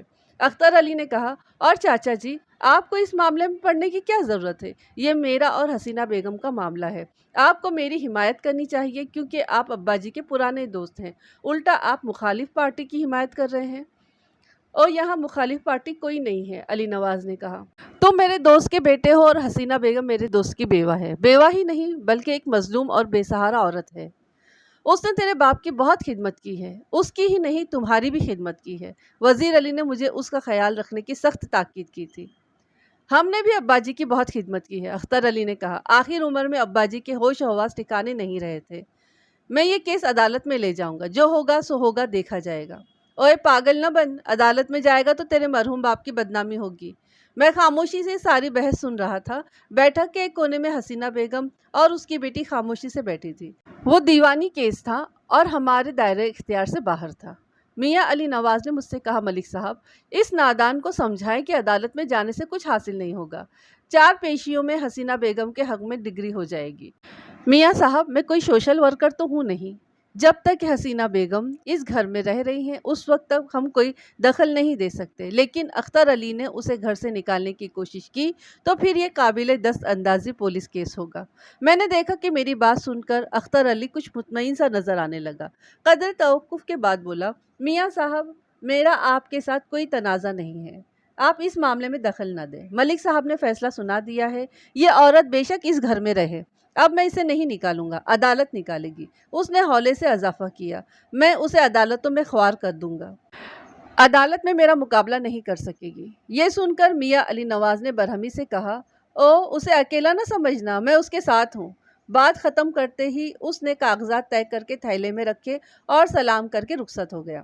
گواہ محمد یاسین اور مولوی صاحب بھی اٹھ گئے۔ اختر علی مجھے دروازے تک چھوڑنے گیا اور میری ہمدردیاں حاصل کرنے والی باتیں کرتا رہا، اور آپ جانتے ہی ہوں گے کہ پولیس کی ہمدردیاں حاصل کرنے کے لیے کس قسم کی باتیں کی جاتی ہیں۔ چند ہفتوں کے بعد مجھے پتا چلا کہ منظور واپس آ گیا ہے اور حسینہ بیگم سے ملا بھی تھا۔ یہ معلوم نہیں ہو سکا کہ دونوں کے درمیان کیا بات چیت ہوئی تھی۔ آیا حسینہ بیگم اس کے ساتھ شادی کرنے پر راضی تھی یا نہیں؟ البتہ یہ سننے میں آیا تھا کہ اختر علی نے کوئی کیس داخل نہیں کیا، نہ ہی اس نے حسینہ بیگم کو دوبارہ گھر سے نکالنے کی کوشش کی تھی۔ اس سے میں نے اندازہ لگایا کہ دونوں نے آپس میں کوئی سمجھوتا کر لیا تھا، لیکن اس شخص کو یہ سمجھوتا پسند نہیں آیا۔ اپریل کے مہینے میں یہ اطلاع ملی کہ اختر کو نیند کی حالت میں کسی نے قتل کر دیا ہے۔ صبح جب میں ڈیوٹی پر پہنچا تو سب سے پہلے اس واردات کی رپورٹ ملی۔ میں چند آدمیوں کے ہمراہ فوراً جائے واردات پر پہنچ گیا۔ مکان کے باہر کافی لوگ جمع تھے۔ اختر علی کی لاش خون میں لت پت بستر پر پڑی ہوئی تھی۔ اس کے جسم پر تیز دھار آلے سے تقریباً 5 وار کیے گئے تھے۔ ان میں سے 3 زخم تقریباً سینے پر اور 2 پیٹ پر آئے تھے۔ یہ میں آپ کو اپنے سرسری معائنے کی رپورٹ بتا رہا ہوں۔ ایک زخم عین دل کے اوپر تھا، غالباً قاتل نے پہلا وار دل پر کیا تھا، لیکن ایک وار سے مطمئن نہیں ہوا اور مزید وار کرتا چلا گیا۔ مقتول کے ہاتھوں پر خون لگا ہوا تھا، مگر اس کے ہاتھ پر کوئی زخم نہیں تھا۔ اس سے ظاہر یہ ہوتا تھا کہ اسے مزاحمت کرنے کا بالکل موقع نہیں ملا تھا۔ قاتل نے اسے نیند کی حالت میں ہی ختم کر دیا تھا۔ موسم گرم ہو چکا تھا اور اختر علی صحن کے دائیں والے برآمدے میں سوتا تھا۔ جائے واردات پر آلہ قتل موجود نہیں تھا۔ قاتل اگر باہر سے آیا تھا تو یقیناً دیوار پھاند کر اندر داخل ہوا تھا۔ گھر کے اندر حسینہ بیگم اور اس کی بیٹی کے سوا اور کوئی نہیں تھا۔ فوری طور پر میرے ذہن میں یہی بات آئی کہ وہ قتل جائیداد کی وجہ سے کیا گیا تھا، اور ایسی صورت میں حسینہ بیگم کی پوزیشن شبے سے بالاتر نہیں تھی۔ وہ خاصی توانا عورت تھی اور سوئے ہوئے آدمی پر بآسانی وار کر سکتی تھی۔ میں نے ایک ASI کو واردات کا نقشہ تیار کرنے کے لیے کہا اور خود حسینہ بیگم کے کمرے میں پہنچ گیا۔ وہ محلے کی 2-3 عورتوں کے درمیان سہمی ہوئی بیٹھی تھی۔ اس کی 10 سالہ بیٹی بھی وہاں موجود تھی۔ میں نے کہا، بی بی میں تم سے اس واردات کے بارے میں چند سوالات کرنا چاہتا ہوں۔ اس نے اپنی بیٹی سے کرسی لانے کے لیے کہا۔ وہ اٹھی اور ایک کرسی لا کر دروازے کے پاس رکھ دی۔ حسینہ بی بی یہ واردات کیسے پیش آئی؟ میں نے کرسی پر بیٹھنے کے بعد پوچھا۔ مجھے تو جی کچھ پتہ ہی نہیں چلا، اس نے جواب دیا۔ میں صبح اٹھی تو میں نے دیکھا اختر علی خون میں لت پت پڑا ہے۔ لاش دیکھ کر میرے ہاتھ پیر پھول گئے۔ میں چیختی ہوئی باہر بھاگی۔ میری چیخیں سن کر لوگ گھروں سے باہر نکل آئے۔ تم کتنے بجے اٹھی تھی؟ میں روزانہ 6 پونے 6 بجے تک اٹھ جاتی ہوں۔ بعد میں دیگر گواہوں کے بیانات سے اس بات کی تصدیق ہو گئی۔ 2-3 پڑوسیوں نے بتایا کہ انہوں نے 6 بجے سے کچھ دیر پہلے چیخوں کی آواز سنی تھی۔ میں نے پوچھا، اختر علی کتنے بجے اٹھتا تھا؟ اختر علی دیر سے اٹھتا تھا، کبھی 7 اور کبھی 8 بجے۔ کہیں ایسا تو نہیں تھا کہ اس نے صبح صبح اٹھ کر اختر علی کا خاتمہ کر دیا تھا اور پھر چیختی ہوئی گلی میں نکل گئی تھی؟ میں نے اس کے ہاتھوں اور کپڑوں کا جائزہ لیا، مگر کہیں پر کوئی خون کا دھبا دکھائی نہیں دیا۔ میں نے پوچھا، تم کس دروازے سے نکل کر باہر گئی تھی؟ اس نے باہر کی طرف اشارہ کیا۔ میں صحن والے دروازے سے باہر گئی تھی۔ قدرے سوچ کر اس نے اضافہ کیا، وہ دروازہ کھلا ہوا تھا، حالانکہ رات کو میں نے خود وہ دروازہ بند کیا تھا۔ میں نے سوچا کیا یہ مجھے سمجھانا چاہ رہی کہ قاتل دیوار پھاند کر اندر داخل ہوا تھا اور دروازہ کھول کر باہر نکل گیا تھا۔ تم نے رات کو چیخنے یا لڑنے جھگڑنے کی آواز سنی تھی؟ میں نے کوئی آواز نہیں سنی۔ ہم ماں بیٹی دروازہ بند کر کے اس کمرے میں سوتے ہیں۔ اندر تمہیں گرمی نہیں لگتی؟ گرمی تو لگتی ہے جی، پر کیا کرے، عزت کا خیال بھی رکھنا پڑتا ہے۔ یہ بات نادانستگی میں اس کے منہ سے نکل گئی تھی۔ میں نے سوچا کہیں یہ جائیداد سے بڑھ کر عزت کا معاملہ تو نہیں تھا۔ یہ بات وہ پہلے بھی بتا چکی تھی کہ اختر علی اس پر بری نظر رکھتا تھا اور 2-3 دفعہ دست درازی کرنے کی بھی کوشش کر چکا تھا۔ میں نے پوچھا کیا اختر علی نے تمہاری عزت پر ہاتھ ڈالا تھا؟ اس نے تعامل کرتے ہوئے جواب دیا، نیت تو اس کی اچھی نہیں تھی، پر اس کی ہمت نہیں پڑی، کیونکہ میاں علی نواز میری خیریت پوچھنے آتے رہتے تھے۔ میاں علی نواز تمہارا بہت خیال رکھتے ہیں؟ جی ہاں، نیک آدمی ہے۔ میں نے سنا ہے کہ تمہارا پہلا خاوند منظور بھی تم سے ملتا رہتا ہے، کیا وہ تم سے دوبارہ نکاح کرنا چاہتا ہے؟ وہ تو چاہتا ہے مگر میں نہیں چاہتی۔ کیوں؟ میں نے تو سنا ہے کہ تم نے اس سے شادی کا وعدہ کر رکھا تھا۔ کیا تم دونوں میں یہی طے نہیں ہوا تھا کہ شیخ وزیر علی کی موت کے بعد دوبارہ شادی کر لو گے؟ نہیں جی، میں نے تو ایسا کوئی وعدہ نہیں کیا تھا۔ عورت سہارے کے لیے شادی کرتی ہے، مار کھانے کے لیے نہیں کرتی۔ اگر میرے پاس سہارا نہ ہوتا تو شاید میں اس کے ساتھ شادی کر لیتی۔ کون سا سہارا ہے تمہارے پاس؟ میں نے پوچھا۔ سہارے کے بارے میں بھی تو بتاؤ، اور یہ بھی بتاؤ کہ منظور کے ساتھ تمہاری کیا بات ہوئی تھی۔ اس نے تفصیل بتاتے ہوئے کہا کہ جب منظور کو پتہ چلا کہ شیخ وزیر علی فوت ہو گیا ہے تو وہ بہت خوش ہوا اور اسے آ کر مبارکبادی دی۔ حسینہ نے کہا کہ اسے یہ سن کر بہت غصہ آیا۔ اس نے منظور سے کہا، میں ایسی مبارکباد پر لعنت بھیجتی ہوں۔ مجھے شیخ صاحب کی موت کا بہت دکھ ہوا ہے۔ انہوں نے مجھے بہت سکھ دیا تھا، کبھی اف تک نہیں کہا تھا۔ منظور نے مکاری سے کہا، ہاں یہ تو ہے، شیخ صاحب آدمی تو بہت اچھے تھے۔ ویسے مجھے بھی ان کی موت پر دکھ ہوا ہے۔ یہ بتا، مکان تو تیرے ہی قبضے میں ہے نا؟ میرے قبضے میں کچھ نہیں ہے، اختر علی نے مجھے نکال کر باہر کیا تھا۔ اس نے منظور کو ساری تفصیل بتائی، پھر بولی، اللہ بھلا کرے میاں علی نواز کا، انہوں نے بھاگ دوڑ کر کے معاملہ سیدھا کر دیا، ورنہ کچھ بھی نہیں ہونا تھا۔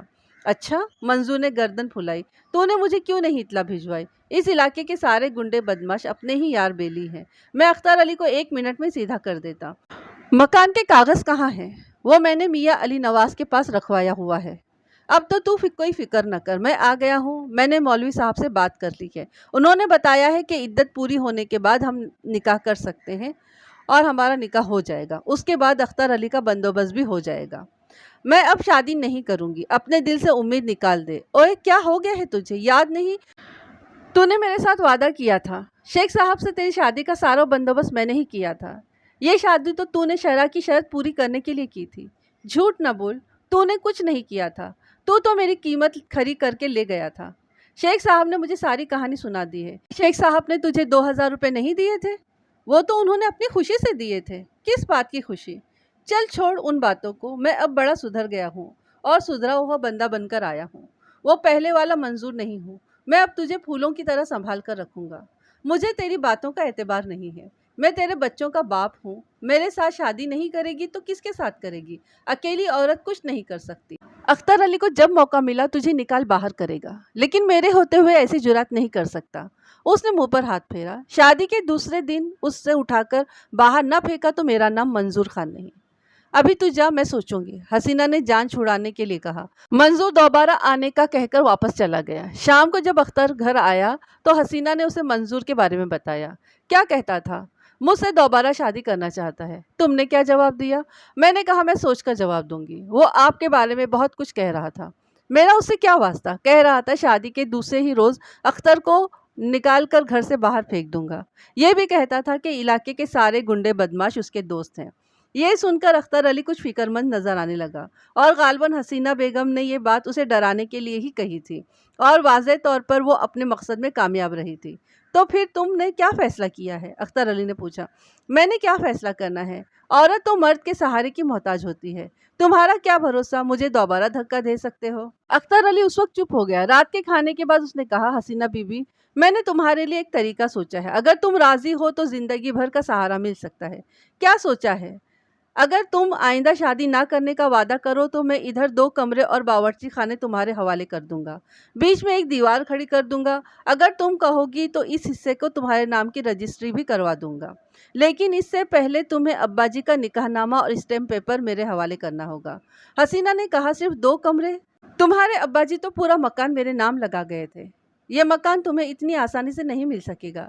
عدالتوں میں بندے کی عمر گل جاتی ہے، دیوانی کیس نسل در نسل چلا کرتے ہیں، تمہیں ان باتوں کا تجربہ نہیں ہے۔ حسینہ بیگم عدالتوں کے چکر میں پڑنے کے لیے تیار نہیں تھی، یہ 2 کمرے بہت تھے۔ پورا مکان 2 کنال کے رقبے میں بنا ہوا تھا۔ 2 کمرے کے ساتھ حسینہ بیگم کے حصے میں 10 مرلہ سے زیادہ زمین آ جاتی۔ اسے تعامل کرتے دیکھ اختر علی نے کہا، میں تمہیں ضروری سامان بھی دے دوں گا، اس کے علاوہ تمہاری 2 وقت کی روٹی بھی میرے ذمے ہے، اس کے بدلے تم میرے گھر کا کام کاج کر دیا کرنا۔ حسینہ بیگم نے سوچ کر جواب دینے کا وعدہ کیا اور 2 روز کے بعد میاں علی نواز سے اس معاملے میں مشورہ کیا۔ میاں علی نواز نے اختر علی کی تجویز کو پسند نہیں کیا اور حسینہ بیگم سے کہا کہ وہ نہ تو اختر علی کے چکر میں آئے اور نہ ہی منظور سے میل جول رکھے، کیونکہ وہ لوگ اسے پھانسنا چاہتے ہیں۔ حسینہ بیگم میاں علی نواز کو اپنا محسن سمجھتی تھی اور اس کی باتوں پر عمل کرنے کی کوشش کرتی تھی۔ 3-4 روز بعد منظور دوبارہ اس سے ملنے آیا اور پوچھا کہ اس نے کیا فیصلہ کیا ہے۔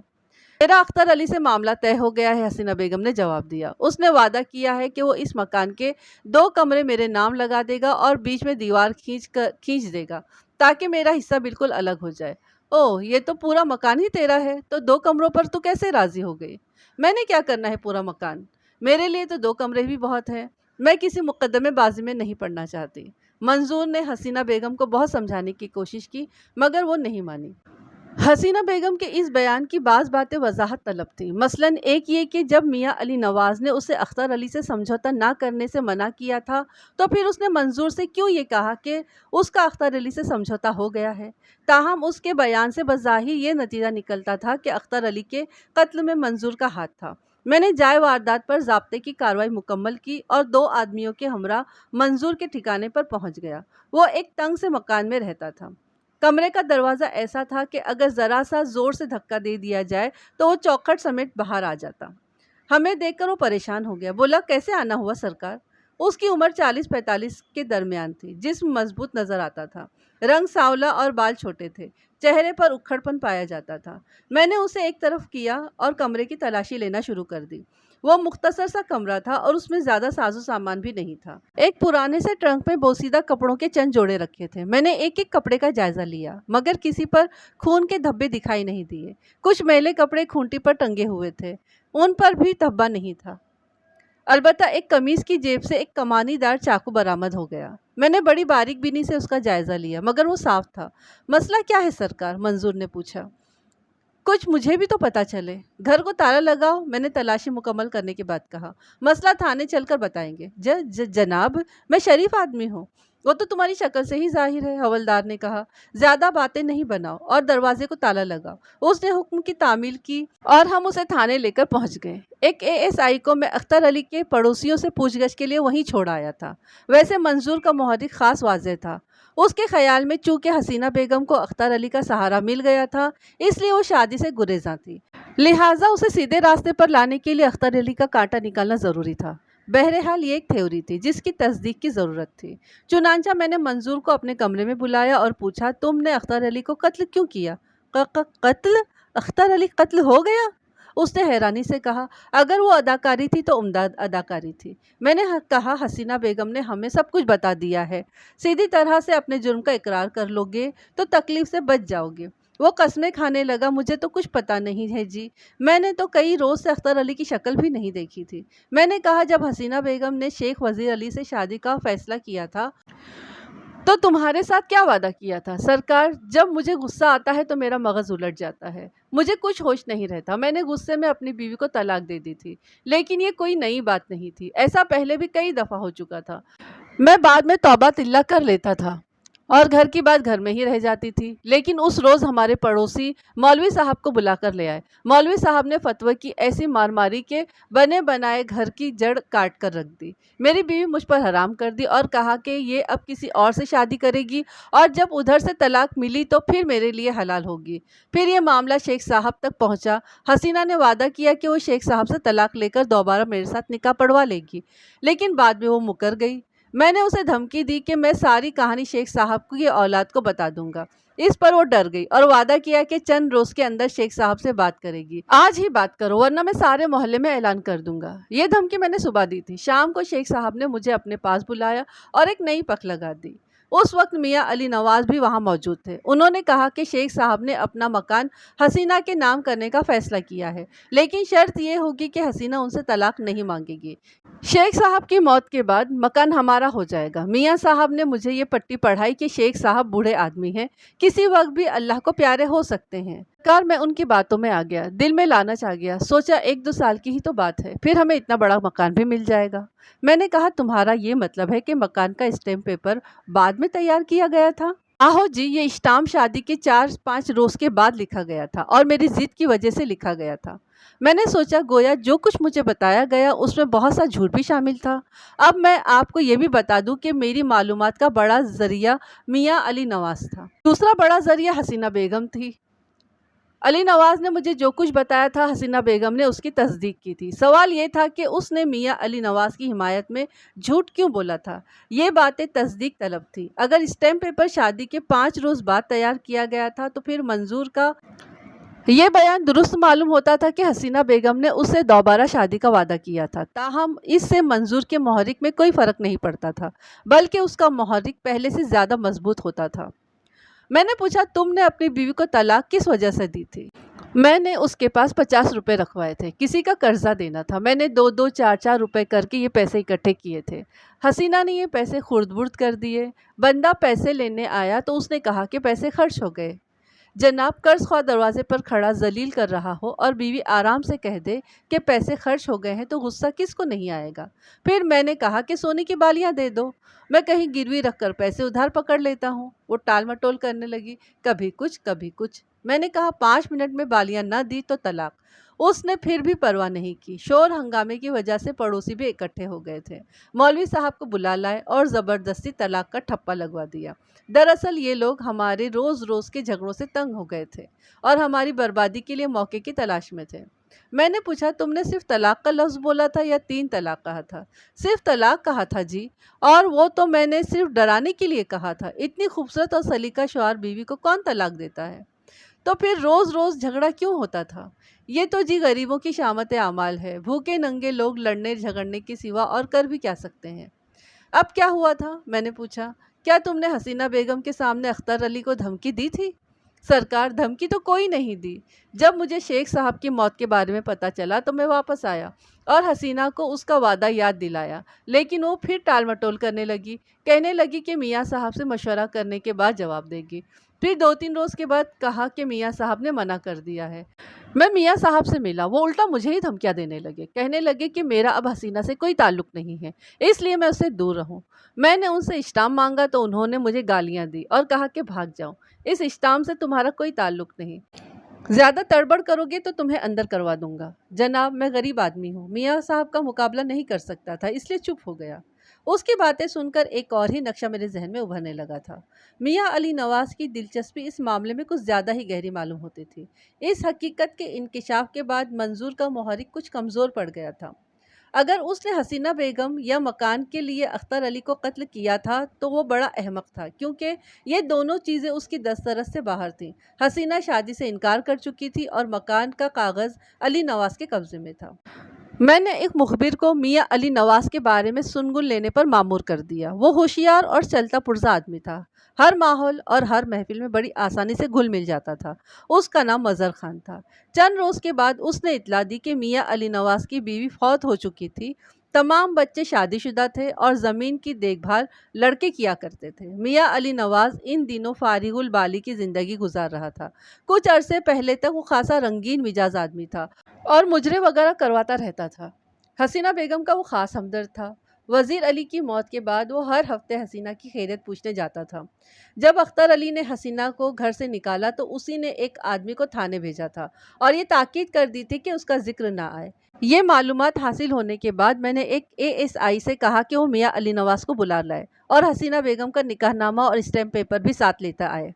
तकरीबन 1 घंटे के बाद मियाँ अली नवाज़ थाने में हाजिर हुआ। वो खासा बारूअब और लहीम शहीम आदमी था। उसने बड़ी बड़ी मूछें रखी हुई थी जिन्हें हमेशा खिजाब लगाकर रखता था। उस वक्त वो सफ़ेद शलवार कमीज में मलबूस था, बड़ी सी सफ़ेद चादर कांधों पर डाल रखी थी और हाथ में हाथी दांत के दस्ते वाली छड़ी थी। अक्सर जमींदार इस किस्म के लोगों को शान बढ़ाने के लिए साथ रखते हैं, क्योंकि अकेला आदमी हुजूम में गुम हो जाता है, पता नहीं चलता कि वो बड़ी शान वाला है।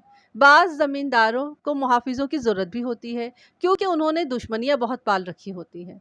मैंने मियाँ अली नवाज़ को कुर्सी पर बैठने के लिए कहा और उसके मुहाफ़िज़ों को ये कहकर बाहर भेज दिया कि बात पर्दे वाली है। जनाब कैसे याद फरमाया? नवाज़ अली ने पूछा। मैंने कहा, आपको तो पता ही होगा कि मैंने मंजूर को अख्तर अली के कत्ल के जुर्म में गिरफ्तार कर रखा है। इस सिलसिले में आपसे कुछ बातें पूछना थी। कैसी बातें? उसके लहजे में नागवारी पाई जाती थी, जैसे कह रहा हो मेरा इस मामले से क्या ताल्लुक। आप वो निकाहनामा और स्टैम्प पेपर तो लाए हैं? कौन सा निकाहनामा और स्टैम्प पेपर? हसीना बेगम और आपके दोस्त वज़ीर अली का निकाहनामा, मैंने जवाब दिया। उसके साथ मकान का स्टैम्प पेपर भी तो था। ये आप मुझसे क्यों पूछ रहे हैं? जिसकी चीज़ है उससे जाकर पूछें। क्या बात है मियाँ साहब, बड़े गुस्से में मालूम होते हैं आप। मैंने ज़रा तल्खी से कहा। गुस्सा तो मैं भी कर सकता हूँ। निकाहनामा और स्टैम्प पेपर मैंने इसलिए आपसे मांगा है कि ये दोनों चीज़ें मैंने आप ही की तहवील में देखी थी। ये दोनों कागज़ आप लेकर आए थे और अख्तर अली को दिखाकर वापस ले गए थे। तो फिर क्या हुआ? आप मुझसे ये कागज़ नहीं मांग सकते। गोया कागज़ आप ही के पास हैं, लेकिन आप देने पर तैयार नहीं हैं। यही समझ ले। मियाँ साहब ये बताएं कि स्टैम्प पेपर निकाह के कितने रोज़ बाद तैयार किया गया था? उसने थोड़ी देर तक मेरी बात पर गौर किया, फिर बोला, तकरीबन 5-6 रोज़ के बाद। पहले तो आपने मुझे कुछ और बताया था। यही बताया था, आपने ठीक से सुना नहीं होगा। मियाँ साहब, मैं इतना गब्बे इंसान नहीं हूँ। आपने कहा था कि मकान के बारे में निकाह से पहले ही फैसला हो गया था और स्टैम्प पेपर पर निकाह फॉर्म के साथ ही दस्तखत किए गए थे। मलिक साहब, आज ये बासी कढ़ी में क्यों उबाल उठ रहा है? अगर मेरे मुंह से कोई ऐसी बात निकल भी गई थी तो कौन सी आफत आ गई? मकान की बात शादी से पहले तय हो चुकी थी। स्टैम्प पेपर 4-6 रोज़ बाद में तैयार करवाया गया था। मंजूर का कहना है कि मकान की बात बाद में तय हुई थी, जब उसने वज़ीर अली पर तलाक के लिए ज़ोर डाला और शादी का राज फाश करने की धमकी दी, तो उसने मकान का लालच देकर मंजूर का मुंह बंद कर दिया। छोड़े जी, उस कमीन की मेरे सामने बात न करे। मुझे ये भी मालूम हुआ है कि वज़ीर अली ने हलाला की शर्त पूरी करने के लिए हसीना से शादी की थी, लेकिन बाद में उसने इसलिए तलाक देने से इनकार कर दिया कि इस तरह मुफ्त की मुलाजमा उसके हाथ से चली जाती। जो इस दुनिया से गुजर गया है उसकी बात करने का क्या फ़ायदा? वो हर बात से अपना दामन बचाने की कोशिश कर रहा था और मैं आहिस्ता आहिस्ता उसके गिर्द घेरा तंग कर रहा था। मियाँ साहब, इस बात को छोड़े कि मकान की बात पहले हुई थी या बाद में, लेकिन मंजूर को आप ही ने हसीना बेगम से बात करने पर आमादा किया था और उसे ये समझाया था कि वज़ीर अली के मरने के बाद वो दोनों मकान के मालिक बन जाएंगे। मैंने गलत तो नहीं कहा? हाँ कहा था, लेकिन वो औरत अब उसके साथ दोबारा निकाह करने के लिए तैयार नहीं है। मेरा इसमें क्या कसूर? आपका कसूर यह है कि जब मंजूर आपके पास मदद के लिए आया तो आपने उसे गालियाँ दी और भगा दिया। मैं कोई कमीशन एजेंट नहीं हूँ जी। आपने हसीना बेगम का निकाहनामा और स्टैम्प पेपर अपनी तहवील में क्यों रखा हुआ है? हसीना बेगम ने ये चीज़ें हिफाजत के लिए मेरे पास रखवाई हुई हैं। मैंने उसकी आंखों में आंखें डालते हुए पूछा, क्या आप हसीना बेगम के कमीशन एजेंट हैं? वो एकदम खड़ा हो गया। मलिक साहब, मैं इज़्ज़तदार आदमी हूँ। मैंने उसकी बात पर तवज्जो देने के बजाय एक एएसआई को बुलाया और कहा, 2 आदमी साथ ले जाओ और हसीना बेगम को टांगे में बिठाकर यहाँ ले आओ। एक आदमी मौलवी अल्लाह बख्श की तरफ भी भेज दो। उससे कहना कि मौलवी साहब को साथ ही लेता आए। मियाँ अली नवाज़ आहिस्ता आहिस्ता कुर्सी पर बैठ गया और बोला, हसीना बेगम से आप क्या बात करना चाहते हैं? आप क्यों पूछ रहे हैं? आपका क्या ताल्लुक़ है हसीना से? वो हैरत अंगेज़ तौर पर नरम पड़ गया। बोला, ताल्लुक़ तो कोई नहीं है, बस यूं ही पूछ रहा हूँ। वो बेवा औरत मुझ पर बहुत भरोसा करती है। मियाँ साहब, औरत से तो आपको बहुत हमदर्दी है, मगर उसके बच्चों के बाप को आप धक्के देते हैं। मलिक साहब, मैं उस कातिल बदमाश से क्या हमदर्दी करूँगा? वो तो 2 दफ़ा हसीना बेगम का सौदा कर चुका है। लफ्ज़ 2 दफ़ा सुनकर मैं चौंका اور میں نے دیکھا کہ میاں علی نواز بھی یہ بات کہہ کر قدرے پریشان ہو گیا تھا۔ میں نے یہ بات ذہن میں رکھ لی مگر اس پر کوئی تبصرہ نہیں کیا۔ قدرے توقف کے بعد اس نے کہا، ملک صاحب آپ ایسا کریں کہ حسینہ بیگم سے گھر جا کر بات کر لیں، عورت کو تھانے بلانا اچھا نہیں لگتا۔ میں نے چالاکی سے کہا، چلے آپ کی بات میں مان لیتا ہوں۔ پھر میں نے اس کو سنانے کے لیے ایک حوالدار کو بلا کر کہا، تم ASI سے کہو کہ حسینہ بیگم کے گھر نہ جائے، میں کل کسی وقت خود چلا جاؤں گا۔ بات کرتے وقت میں نے اسے اشارہ بھی کیا مگر وہ سمجھا نہیں۔ ASI ابھی تھانے میں ہی تھا، اس نے اسے حسینہ بیگم کے گھر جانے سے منع کر دیا، لیکن یہ غلطی بعد میں فائدہ مند ثابت ہوئی۔ میری چھٹی کا وقت ہو چکا تھا۔ علی نواز کو رخصت کر کے میں گھر پہنچا اور ہاتھ منہ دھو کر کپڑے تبدیل کیے۔ اس سارے وقت میں یہ بات میرے ذہن میں گردش کر رہی تھی کہ علی نواز حسینہ بیگم کے گھر ضرور جائے گا۔ غالباً وہ اسے کچھ باتیں سمجھانا چاہتا تھا۔ سوچتے سوچتے میں نے اچانک فیصلہ کیا اور سادہ کپڑوں میں حسینہ بیگم کے گھر پہنچ گیا۔ ایک پڑوسن اس کے پاس بیٹھی ہوئی تھی جو میری آمد پر اٹھ کر چلی گئی۔ رسمی کلمات کے بعد میں نے حسینہ بیگم سے کہا، بی بی میں نے منظور کو قتل کے الزام میں بند کر رکھا ہے، لیکن اب میں اس نتیجے پر پہنچا ہوں کہ وہ قاتل نہیں ہے۔ اچھا جی، اگر وہ قاتل نہیں ہے تو پھر اسے چھوڑ دیں، وہ تو چھوٹ ہی جائے گا، لیکن تم یہ بتاؤ کہ قاتل کون ہے، یعنی تمہیں کس پر شبہ ہے؟ مجھے جو کچھ معلوم تھا وہ میں نے آپ کو پہلے ہی بتا دیا ہے۔ جو کچھ تم نے مجھے بتایا ہے اس میں بہت سارا جھوٹ شامل ہے، میں نے سخت لہجے میں کہا۔ میں نے تمہیں تھانے بلانے کا فیصلہ کیا تھا مگر میاں علی نواز کی سفارش پر نہیں بلایا۔ تھانہ یہاں سے زیادہ دور نہیں ہے، سوچ سمجھ کر بات کرنا۔ اس کی بیٹی ملکہ بھی بیٹھک میں موجود تھی۔ میری بات سن کر دونوں گھبرا گئیں۔ حسینہ بی بی تم نے بتایا تھا کہ منظور جوئے میں پیسے ہار گیا تھا اور گھر آ کر تم سے 50 روپے مانگے تھے، لیکن مجھے معلوم ہوا ہے کہ منظور کو کسی کا قرضہ ادا کرنا تھا اور اپنے رکھوائے ہوئے پیسے تم سے مانگے تھے۔ چونکہ وہ پیسے تم خرچ کر چکی تھی اس لیے منظور کو غصہ آ گیا تھا۔ اس نے تعامل کرتے ہوئے کہا، اس نے جو پیسے رکھوائے تھے وہ گھر کی ضروریات پر خرچ ہو گئے تھے۔ اس نے اپنا پہلا جھوٹ تسلیم کر لیا تھا۔ اس کا مطلب یہ تھا کہ اس کی دیگر باتوں میں بھی جھوٹ شامل تھا۔ میں نے پوچھا، کیا یہ سچ ہے کہ وزیر علی نے یہ مکان منظور علی کی دھمکی کے بعد تمہارے نام کیا تھا؟ دراصل جی، منظور مجھے طلاق دلوانا چاہتا تھا لیکن شیخ صاحب طلاق نہیں دینا چاہتے تھے۔ جب منظور نے زیادہ ضد کی تو شیخ صاحب نے یہ مکان میرے نام کر دیا۔ اس کے بعد منظور خاموش ہو گیا۔ کیوں خاموش کیوں ہو گیا؟ وہ میرے سوال کا مطلب نہیں سمجھ سکی۔ اس نے سوچا کہ شیخ صاحب کے مرنے کے بعد اتنا بڑا مکان ہمارے ہاتھ لگ جائے گا، اس لیے خاموش ہو گیا۔ بی بی تمہاری اس بات سے یہ نتیجہ نکلتا ہے کہ اس وقت تم دونوں میں یہی طے تھا کہ شیخ صاحب کی موت کے بعد تم دوبارہ شادی کر لو گے۔ میں نے غلط تو نہیں کہا؟ میں نے اسے کوئی وعدہ نہیں کیا تھا۔ میں جھوٹ سننے نہیں آیا ہوں، میں نے کہا۔ اگر تم نے دوبارہ شادی کا وعدہ نہ کیا ہوتا تو منظور کو مکان تمہارے نام لگنے کی کوئی خوشی نہ ہوتی اور نہ وہ خاموش ہوتا۔ سچ بتاؤ کیا بات ہوئی تھی؟ اس نے قدرے توقف کے بعد کہا، وعدے سے کیا ہوتا ہے جی؟ اگر منگنی اور نکاح ٹوٹ سکتا ہے تو وعدہ بھی تو ٹوٹ سکتا ہے۔ منظور نے مجھے طلاق دے دی، اس کا مجھ پر اب کوئی حق نہیں تھا۔ حسینہ بی بی تم نے وعدہ اس لیے توڑا کہ تمہارے پاس ٹھکانہ موجود تھا، اس بات کا تم خود بھی اقرار کر چکی ہو، لیکن یہ بات تمہیں یاد نہیں رہی کہ یہ ٹھکانہ تمہیں منظور کی وجہ سے ملا ہے۔ اگر اس نے وزیر علی پر دباؤ ڈال کر یہ مکان تمہارے نام نہ کروایا ہوتا تو اس وقت تم کسی دروازے پر پڑی ہوتی۔ وہ تو ٹھیک ہے جی، پر وعدہ توڑنے کی اس کے علاوہ بھی ایک وجہ ہے، میں نے کہا، اور وہ وجہ جاننا چاہتا ہوں میں۔ اور تو کوئی وجہ نہیں ہے جی۔ ہے، اپنے دماغ پر ذرا زور دو۔ تم نے اپنے کاغذات میاں علی نواز کے پاس کیوں رکھوائے ہوئے ہیں؟ وہ شروع سے ان کے پاس ہیں۔ وہ تمہیں ملنے کیوں آتا ہے؟ اس کا اب تمہارے ساتھ کیا تعلق ہے؟ تعلق تو کوئی نہیں، یوں ہی خیریت پوچھنے آ جاتے ہیں۔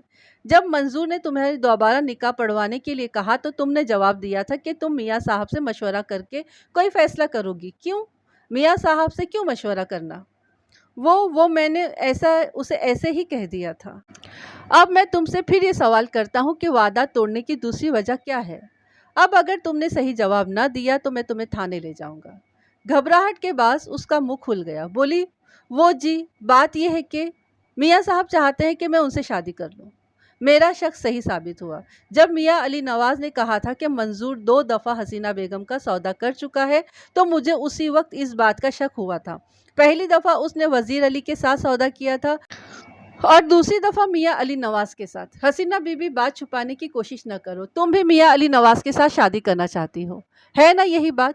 कदर तवक्कुफ के बाद उसने ये बात तस्लीम कर ली और बोली, थानेदार साहब मैं झूठ नहीं बोलूँगी, मुझे सहारे की ज़रूरत है। मंजूर सहारा देने के काबिल नहीं है। अगर मैंने उसके साथ शादी कर ली तो ये मकान बेच खाएगा। मियाँ साहब बहुत दिनों से शादी के लिए इसरार कर रहे थे। मैंने मजबूर होकर हाँ कर दी थी, लेकिन जब अख्तर अली ने मुझे 2 कमरा देने का वादा किया तो मेरी नीयत डामाडोल हो गई थी। क्या तुमने अली नवाज से इस बात का जिक्र किया था? मैंने खुलकर इनकार नहीं किया था, इशारतन ये कहा था कि अख्तर अली मुझे 2 कमरे और रोटी कपड़ा देने का वादा कर चुका है। ये सुनकर मियाँ साहब गुस्से में आ गए, बोले तुम पागल औरत हो, इस तरह के सहारे पायदार नहीं होते। अख्तर अली को जब मौका मिला वो तुम्हें निकाल कर घर से बाहर कर देगा। खैर तुम फिक्र नहीं करो, अख्तर अली का बंदोबस्त भी हो जाएगा। आहिस्ता आहिस्ता बात खुलती जा रही थी। मैंने कहा इसका मतलब यह है कि नवाज अली ने अपने वादे के मुताबिक अख्तर अली का बंदोबस्त कर दिया। अब तुम गौर से मेरी बात सुनो। हम आज अली नवाज को गिरफ्तार करेंगे। वो लाजमन तुम्हें भी इस कत्ल में मुलविस करने की कोशिश करेगा। इसलिए जो कुछ तुम्हें मालूम है वो अभी बता दो। अगर बाद में कोई बात मेरे इल्म में आई तो मैं नरमी नहीं करूँगा। मम मैं आपसे कोई बात नहीं छुपाऊंगी।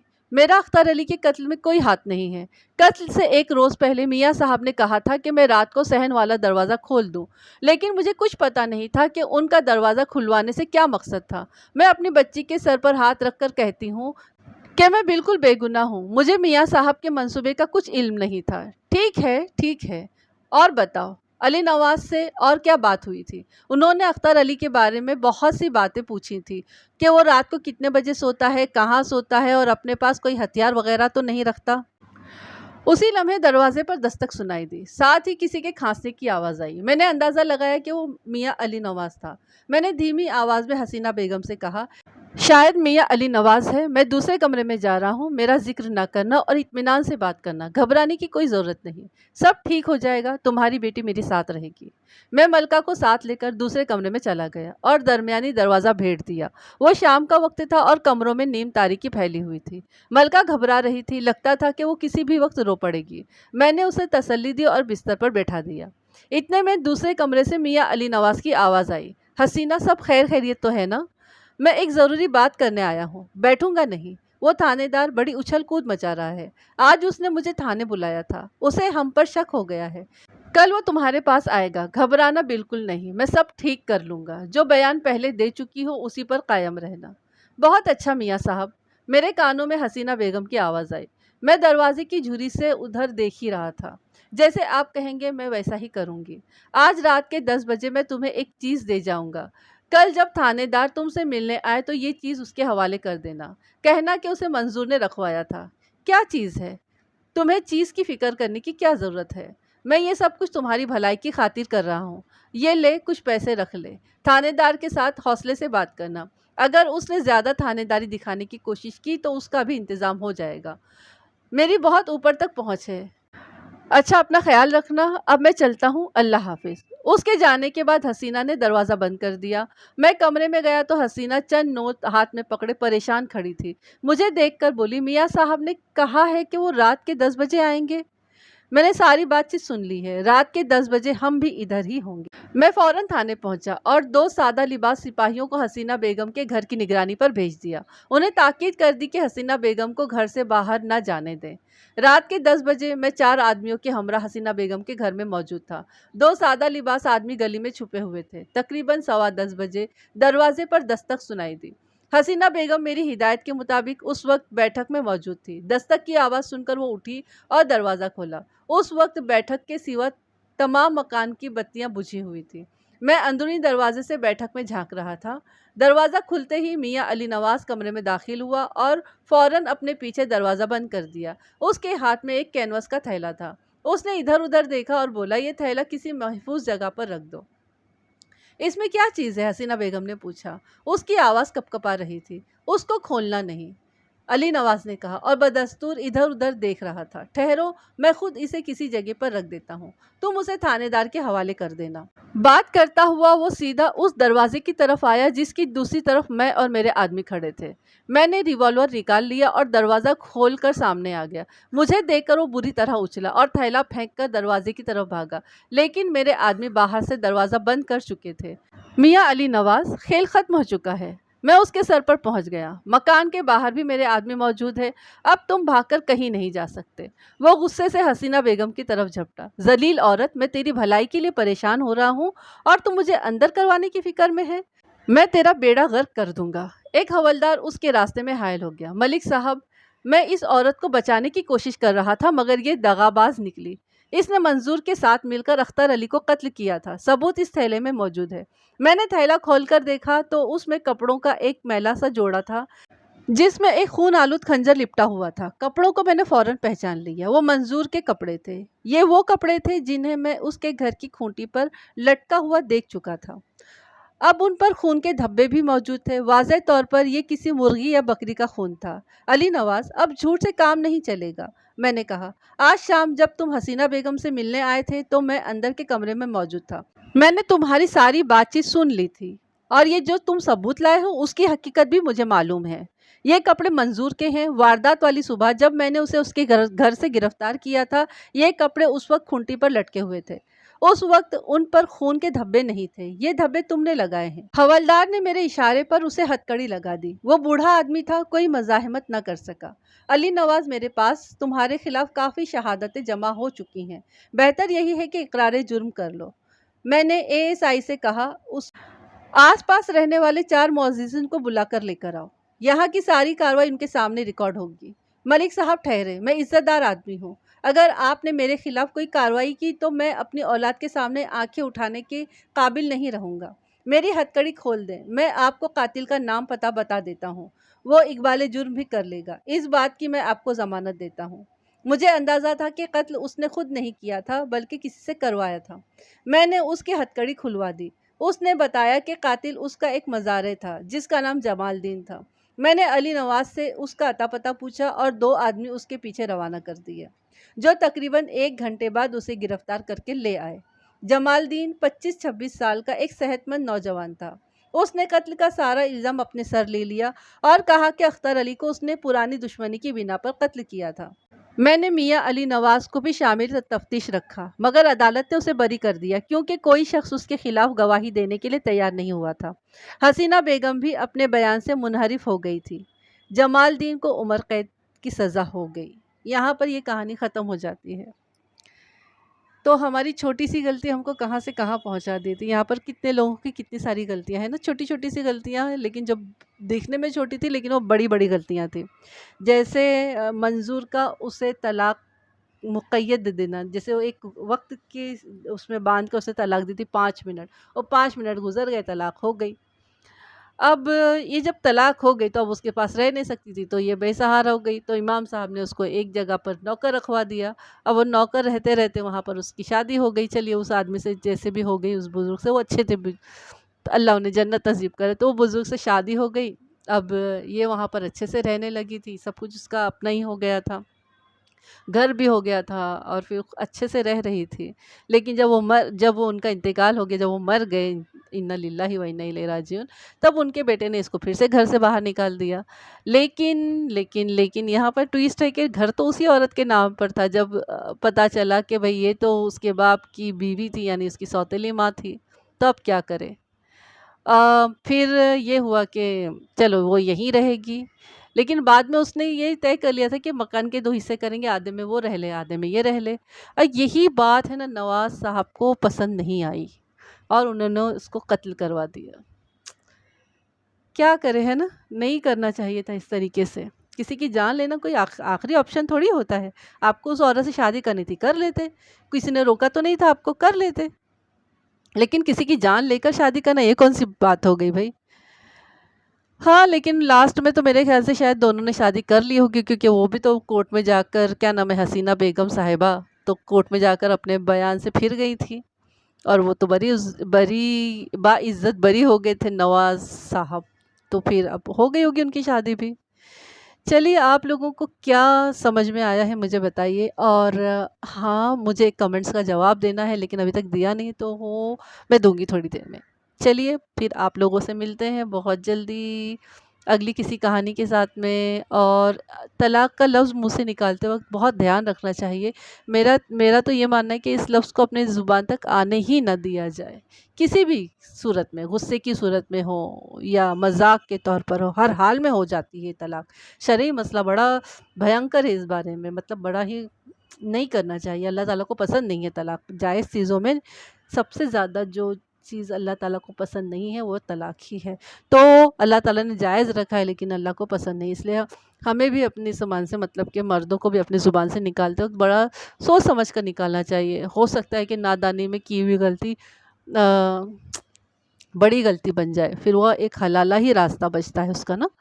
تو اس کے بھی بہت سارے مسائل ہیں، 1 طلاق، 2 طلاق، 3 طلاق، الگ الگ مسائل ہیں سب کے، تو لیکن نہیں کرنا چاہیے۔ اور آج کل تو لوگ رکتے ہی نہیں، ایک ہی ساتھ میں 3 طلاق دے دیا اور فارغ کر دیا، پھر بعد میں پچھتاتے رہتے ہیں۔ نہیں کرنا چاہیے، باتوں سے سلجھاؤ، لوگوں کو بٹھا کر باتیں کرو، مطلب کہ اپنے رشتہ داروں کو دونوں طرف کے بٹھا کر باتیں کرو۔ کچھ ایسا ہے تو بچوں کے بارے میں سوچ لیا کرو کہ بھائی بچوں کا، ہم تو الگ ہو جائیں گے، بچوں کا کیا ہوگا؟ بچے بڑے برے حال میں ہو جاتے ہیں پھر۔ تو آپ لوگ سمجھ رہے ہوں گے میری باتوں کو۔ چلو میں بہت زیادہ عالمہ پنہ دکھا چکی، چلیے اب آپ لوگ سنیے اور لائک کریے، کمنٹس لکھیے، اور جن لوگوں نے سبسکرائب نہیں کیا سبسکرائب کریے۔ آپ لوگ بڑی کنجوسی سے لائک کرتے ہیں، لائک کریے، زیادہ سے زیادہ لائک کریے، بڑی کنجوسی، سنتے وقت ہی لائک کر دیا کرے نا، اتنا بھی تو کر سکتے ہیں نا میرے لیے۔ چلیے ملتے ہیں کسی اچھی سی کہانی کے ساتھ میں، تب تک کہ مجھے اجازت دیجیے۔ اور ہاں مطلب کہ کچھ لوگوں نے اسے سنا ہوگا پہلے، تو پلیز تھوڑا سا سن لیجیے، ٹھیک ہے؟ السلام علیکم، اللہ حافظ۔